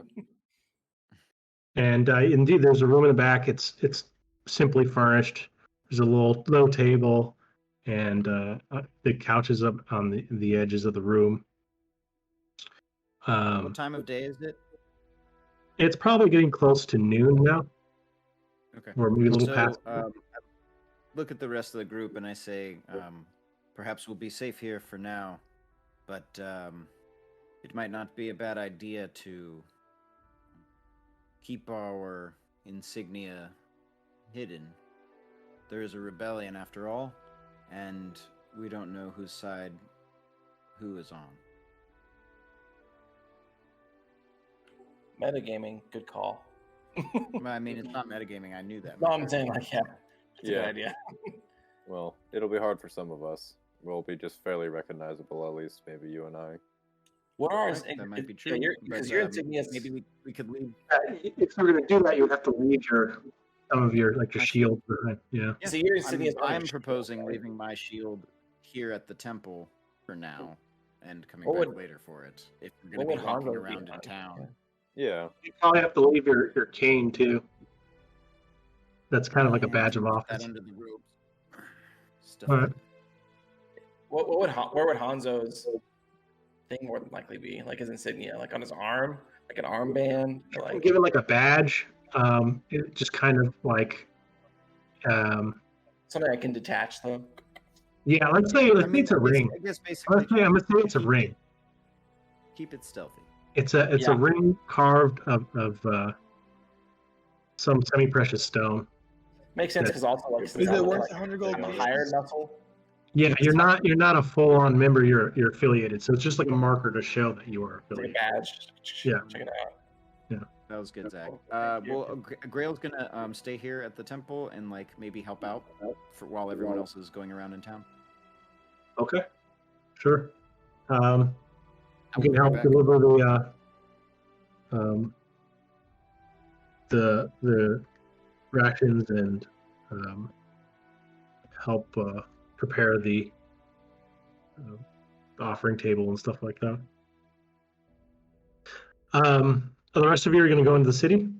Yeah, so Jesse, just so that you know what I'm looking to do, I'm looking to use my alchemy jug to produce and sell 2 vials of acid. 2 vials of acid. Yeah, Okay. so a vial is a gold piece. So if I could buy 2 vials, or even just sell the acid to someone who's interested, if they've got a vial. But I can produce You're 8 gonna have ounces to of acid. you're going to have to do probably a persuasion check to try and figure out who would purchase something like that in town. Okay. It's going to be a DC 12. You said persuasion check? Or I would also Would it allow be a it- history check? I would allow an investigation check. Okay, we can do investigation. Also check. DC You're 12. trying to find a buyer. Yeah. Essentially. Natural one. Oh, Nope. nobody wants to buy poison. You ask You know? about you go through like basically the line of peasants who are like, hey, you don't want acid? Want some acid? Hey, you want some acid? You Want want to have a some good acid, time? man? You The want idea because it's like there's like a plague. and a Oh, rebellion, no. And it's like I'm gonna put this in here now. I know it says history, but it's my artificer's lore. Whenever you make an intelligence, this is history check, related to magic items, alchemical objects, or technological devices, you can add twice your proficiency bonus instead. I guess it was a natural one though. It doesn't matter. Never mind. Yeah, and also this is investigation, so it's like a little different. It's not like you're relying on your sage. You're just straight up trying to investigate the area. Gotcha. But that's good to know. Yeah, so no buyers there. When you Do I still find 2 vials so I can at least produce the vials of acid to save it for later? some people point you towards they say basically, class is hard to find, and a lot of suppliers for everything are going dry right now, but you could try there's a general warehouse store down on the dock, run by a man called Tindaris. Okay. I'm gonna go look for Tindaris. All right, are you guys splitting up? I mean, I guess we're just in the town, right? Walking around doing Well, things. Do we yeah. need to be together? Jesus. I mean, I would join them. I'm asking you. I'm asking you what you want to do. So Well, okay. So you said do you're we staying in wanna the all do this temple. all together? Yeah, I went to the temple to help out, so I'm doing that at least for a few hours. It's new. Okay, you so know, you're it staying in the needs to be- temple. You're going to see the general store. Yeah, What's we'll up? meet back at the temple after everyone does their errands. How about that? Okay. Emilio will stay with you at the temple. Or Annalise, what are you doing? Well, I want to make sure I stay with one or at least both of these 2 guys just to make sure everything's copacetic, but I do want to spend time at the temple. So after they're done, I'll join them on their shopping trip, and then we'll come back and I'll do my stuff. Kofu is he's not paying attention to any of you guys. He's manically trying to get the materials he needs for this project he's I was working like, on. hang on, come back here. You don't go walking in the city alone. We know it's dangerous. Okay, so we're going with him. Emilio's going to tag along too. And what about Hanzo? What are you going to do? Yeah, if Annalise is gonna go with with Kofu, then he'll probably just stay back. He has a deck of playing cards, and probably play like this world's Okay. solitaire. So just kind of hang out in the room and relax a little bit. Yeah, just a little R&R, just chilling. So, Annalise, when you leave the temple, you're going down the steps, and you see Doris kind of like talking, animated with what looks like some kind of officer. He has a blackened cape. He has the blackened armor of the Iclean Guard. And he has the blue indigo crest on his helmet. And as he sees you leave the temple, he breaks away. He says, "Oh, I'm glad I found you. I am Commander Vernon. I've been waiting for you. Ignatius said you were coming." Yes, we've been looking for you. We've just been finding a place to settle down for a little bit. Well, good. I just want to offer my services. Let me know if you need anything. We're always glad to have a bit of the temple militant here. Where are you headed? Why does he seem nervous? Sorry, I'm not there. I'm in the temple. I know. Well, that depends, really. I'm hoping to find some information about an area upriver. But Yes, I'm sure we can find something. What exactly are you looking for? well, if you could point me towards a library, I think that would be a good start. Oh, okay. Yes, there's a library of Pythias. It's just down the road. It's in the temple district. I asked him if he knows where to find. Was it Tindarius? What was it again? Tindarius, yes, he's one of the few merchants that's not completely cleared out. He's down the road farther down towards the water's edge. You might probably pass him on your way up to the temple. All right, well, we'll start there and work our way back. Okay, so he walks with you as you descend the hillside, and he says, "Like I said before, it's so good to have you in town. Listen, our resources are stretched thin here. Is it possible you could maybe put in a word, maybe get a few more temple militant here? The populace would certainly fall in line if they knew the temple militants were arriving to take control of the situation." I understand your position, but that is not quite our mission here. This is a stopover, and what word I would bring back, I'm sure the temple is already well aware. Are they not providing any support already? You're the first temple militant we see. I know you only have so many soldiers, but we have had little with the legions in Agaran in the north and dealing with the Jute Rebellion in the east and the west. The legions are spread thin. The Iclean Guard are holding the city by themselves. He seems obviously crestfallen when you kind of like say there's not much you can do. He walks with you a little bit farther, and he's kind of gone silent. And then, after a while, he says, "Do you mind if I step away? I have some business to attend to." Please, you know where to find us. We seem to be staying at the Temple of Adona for now. Okay, and he basically like as soon as you say okay, he's like okay, and he like just turns and like starts walking off into the downtown. Yeah, you got the wrong Antigone. I'm not the Empire girl. You arrive at the store. Tindaris's general goods, and you push it's a bottom section of a 3-story building, and it's open air. There's just pillars holding up, and then there's no walls, and you can see piles of goods stacked up. There are some people making purchases, and you can see someone points you towards Tindaris, and he's standing back by a pile of what looks like rugs, and there's 2 men talking to them. They're kind of animated. As you approach, you can overhear what they're kind of saying. and Tindaris is he's saying, and Tindaris is handing something to the guy, and he says, "So we're good for this month, right?" And the guy says, "Yeah, you're all good, but not late next time, okay?" And he gives the Tindaris a little pat on the cheek, and steps away and starts leaving, and Tindaris kind of like follows him with a glare as he walks away. Does the thug or does he not check out Annalise on the way out? I mean, I'm clocking him clearly.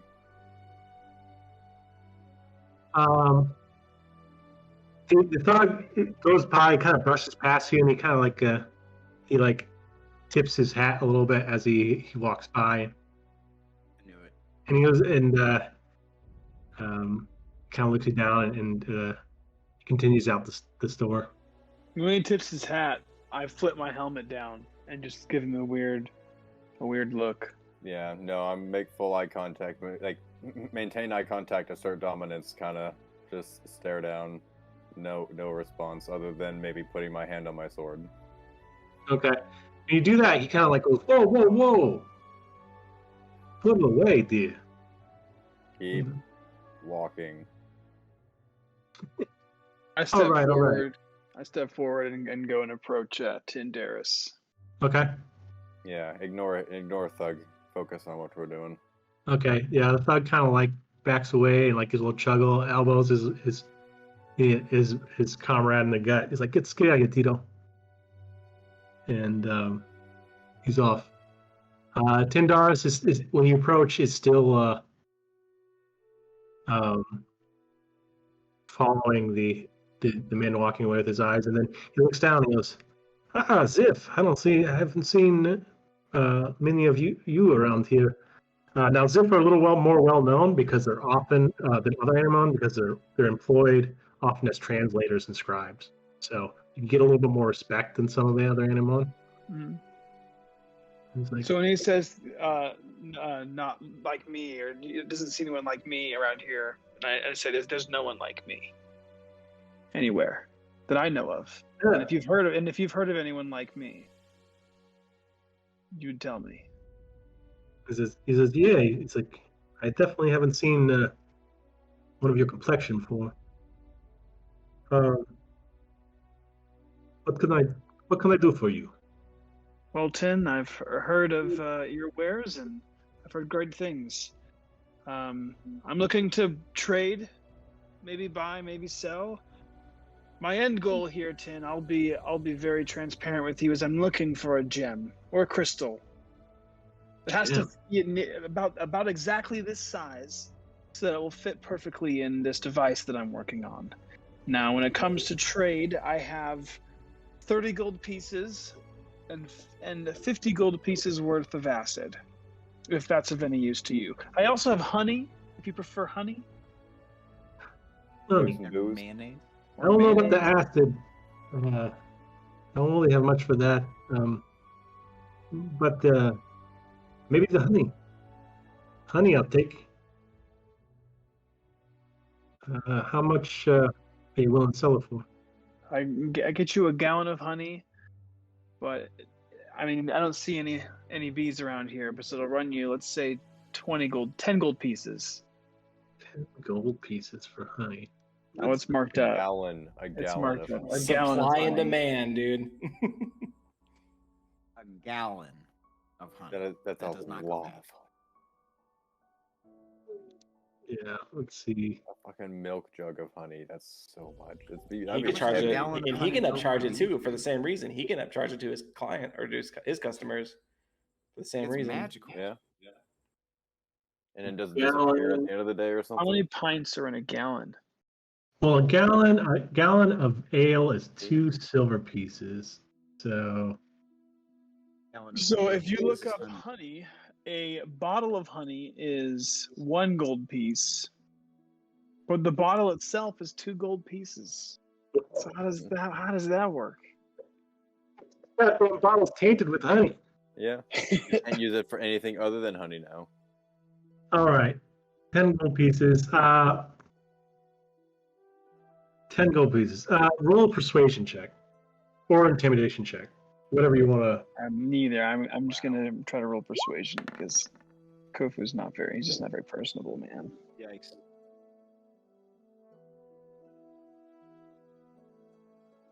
Ah, 9. He's like, that looks like quality honey, but 10 is steep. I'll give you 7. Thought you were gonna say 9. Deal. I offer Alright. him. Will he buy my smith's tools as well? Smith tools. Now you're talking. Actually, or what about how about some tinkers? No, I don't want to give him my tinkers tools. You need those. You gotta think stuff. Smith tools. How much are those? I mean, I could give him my tinkers tools. Even I think they're worth more. Which I one? could create some for. I'm gonna do tinkers tools. That'll give me enough for my gem or whatever. So yeah, I'll give him my Does he have a tinkers gem? I tools, hope and he I'm wears gonna a gem. recreate them with right tool for the job later. If he'll take them for 50 gold pieces, or trade all this stuff for, like I said, a gem or crystal. If he's got one. A single gem. Or a single crystal. Worth 100 gold pieces. So you're gonna sell the tinker's tools? Is that what it is? If he'll do the trade. How much is their worth? Tinker's tools are worth 50 gold pieces. Okay. Holy shit. So if you're going to try and sell it at value, you're gonna have to do a persuasion check, although because he's trying to get a cut here. All right, It's gonna be a DC 12. all right, we're doing it again. Let's see. All these persuasion checks are just rolling poorly. There we go. Yeah. That's the big one. He's like, he kind of argues with you a little bit about it, but he's like, yeah, these are hard to find right now. I'll pay your amount, 50 gold. So I put all So, this stuff on the table, and then I ask him, like, do you have anything like I was describing? uh, A gem. Or a Or crystal. crystal. give me a moment. Let me make some inquiries. He goes in the back and he kind of grabs like this young page or young kid, and he like talks to him. You see him, and the kid runs off. A few minutes later, a guy comes by, and the guy's heavy set, has like some kind of rich vestments on. It's got like a sock cap that's made out of like velveteen, and he smiles and he approaches you, and you can see he has some gold teeth, and he approaches you and smiles, and he says, "Hello, I am Ergden. I heard you are looking for a pretty piece." And he says, "Let me show you what I have." And he shakes hands with Tindaris, who's like, "Ergden's good. I've known this man for a long time. He's trustworthy." I And, thank Tin. I say, Tin, thank you so much. You have. I will be back. and they actually just go to a side table in Tindaris's shop, and Ergden kind of unrolls a piece of cloth, and there's several stones in it. There is one. Yeah, I take out my Dracorpion, my Dragonfly Scorpion, and I put him on the table, and we try to find one that fits just right. Is that thing animated? A little bit. Like I said, it doesn't obey commands or anything, but it can like walk on the table. That's about all it can do. Ergden's immediately taken back at this, and he's like, "You're looking to sell that?" If I could, I would, but it wouldn't function as soon as I need to be near it for it to work. It takes constant tinkering. See. But if you give me an hour, I can make you something similar. The scorpion kind of crosses up the table and finds an opal that fits. And how much is this worth? 100, you said? 100 gold pieces, yeah. Okay. He says this is a good piece. How much are you offering? I have All of everything. I have 97 gold pieces. 97. But like I said, if you Mm. give me an hour, I can make you something similar to this. Is there anything else? Do you have any special requests? This is my greatest hobby is to tinker with things like this. So you make this thing for me, and you can have this for 97. Cool. Yeah, I spend an hour making it, Okay. and I present to him the dragonfly scorpion. All right. He seems He's going to stoked. be everywhere. He's stoked. When Look at this toy I have.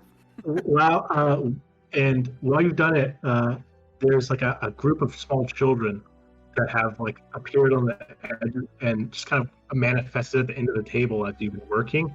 They've been watching you like work, and they'll now like they see this thing move and start animating, walking across the table, and just you hear them go whoa, and they all like start trying to like poke it and like see if it reacts and stuff like that.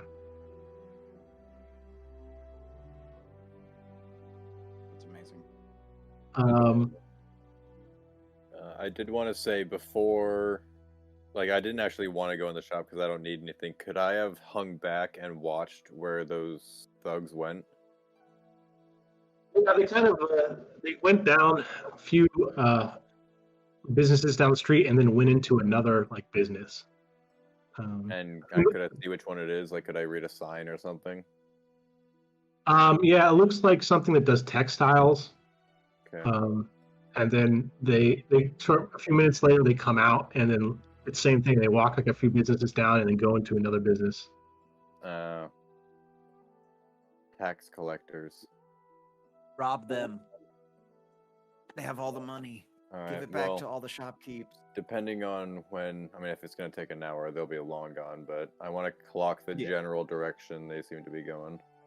It's kind of making their way just down the waterfront, Yeah, like away from you. So they're going down. Just probably just make yeah. the loop. hmm Right. Don't have anything I can do to follow them. Other than follow them, and I don't want to leave him alone. After you've finished and you've made your exchange, Erdvin and Daenerys graciously thank you. And this is please come back anytime. You are not just a customer; you are a friend now. I don't have And, many of those. Thank sorry? you. I said I don't Okay. have many of those. Thank you. Well, you have one here. Very good. In the time Vernon comes by and he says, "Wow, you're still shopping, huh?" He says, I remember saying something about wanting to travel upriver or looking for something upriver. Is that right?" Yeah. I don't have any men to spare right now.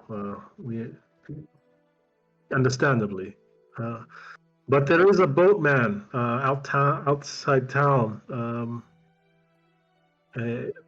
near the up the road near the river. His name is Daigo. He's a Sai man, but he's very good. He knows the area and he's been sailing the Plato River for as long as I know. Daigo? hmm Like the Alright. legendary Daigo from the Street Fighter comeback that just totally wrecked that one other dude that he played against. Yeah, he used to be a boatman. You guys know that? Oh shit, it's the same guy. Oh, my wow, don't god. fuck with him. Merging universes. Anyway, love that. Alright. And he just told me where I could find this guy. Mhm. Cool. Yeah, you would have to go outside of the town and go up the road towards along the river, But he's the got main a road. to lend us. And yeah, he's a boatman. He has a boat there. Perfect. Okay. Well, I thank him for being so helpful. And with that, he kind of the impression that he realized he can't like really get anything out of you, and so he's kind of like done. I don't know how we got me mistrusting this guy all of a sudden. Damn you. Who, me? No, maybe. Yes. I'm gonna. Everyone's going to have to. I don't think I've done it. You should have eaten a ration while on the ship. Okay. Yep. So if you have them, eat them. And you're going to have to eat another ration for the day. Your board is covered in terms of housing. Okay. At the temple, but That's good because I'm Good. broke. At least we got that. Yeah. Yeah. So we're gonna So- eat 2 things of food. Should probably buy some Whenever more we- rations. Whenever we get back together, I'll tell everyone about the boatman and specifically to Uncle Art about these dumb thugs that be seeming to cause some ruckus in this town, and how we might want to look and then into also that. the soldier that asked us for help. Yeah. well, that was Commander Vernon, who was basically Can you tell me about Vernon either or no? Well, I mean, I figure they're kind of a similar problem to each, but as far as if Empire needs to inject here more, I figure that's kind of obvious. Well, I mean, I'm just thinking it's like if they're gonna do favor for us, right? So I mean, yeah. So sure, I'll tell them about but, everything on our little yeah. trip. Are we regrouped at the temple? And Yeah. then we ate, and now Sounds like it. Okay, perfect. Dude, that's a crazy picture. Dragonfly Okay. thing. So guys, I'm gonna say let's call it here. Yep, Um, makes sense. Do we we're gonna- long rest? Or I we're didn't going get to be everything going I to had planned, but that's as usual. So we're gonna call it there. Long rest. Okay. Stay in the temple on the peninsula overlooking the harbor from the cliffside, and we'll pick it up here next time in 2 weeks. Oh, dang. So, Sweet. boom. That was All right. yeah. that was fantastic. That was some role play, Yeah. I That was suppose. fun. That combat was Um, dope, though. It was. Goblin ambush. Wah! So if someone wants to, do you want to do XP on record or We after? can all end the session. Let me end the thing there. Okay, cool. Well, yeah, and then we'll do XP right after. That's gonna end the session for the night. We'll come back in 2 weeks. We're figuring that out, so it'll be posted. But otherwise, thanks for hanging in there. Great show. Thanks, Jesse, for DMing as always. Thank you. And until Thanks, dude. next time, is it whatever day we play D&D on yet? Yeah, there we It'll be that one. Probably Wednesday. go.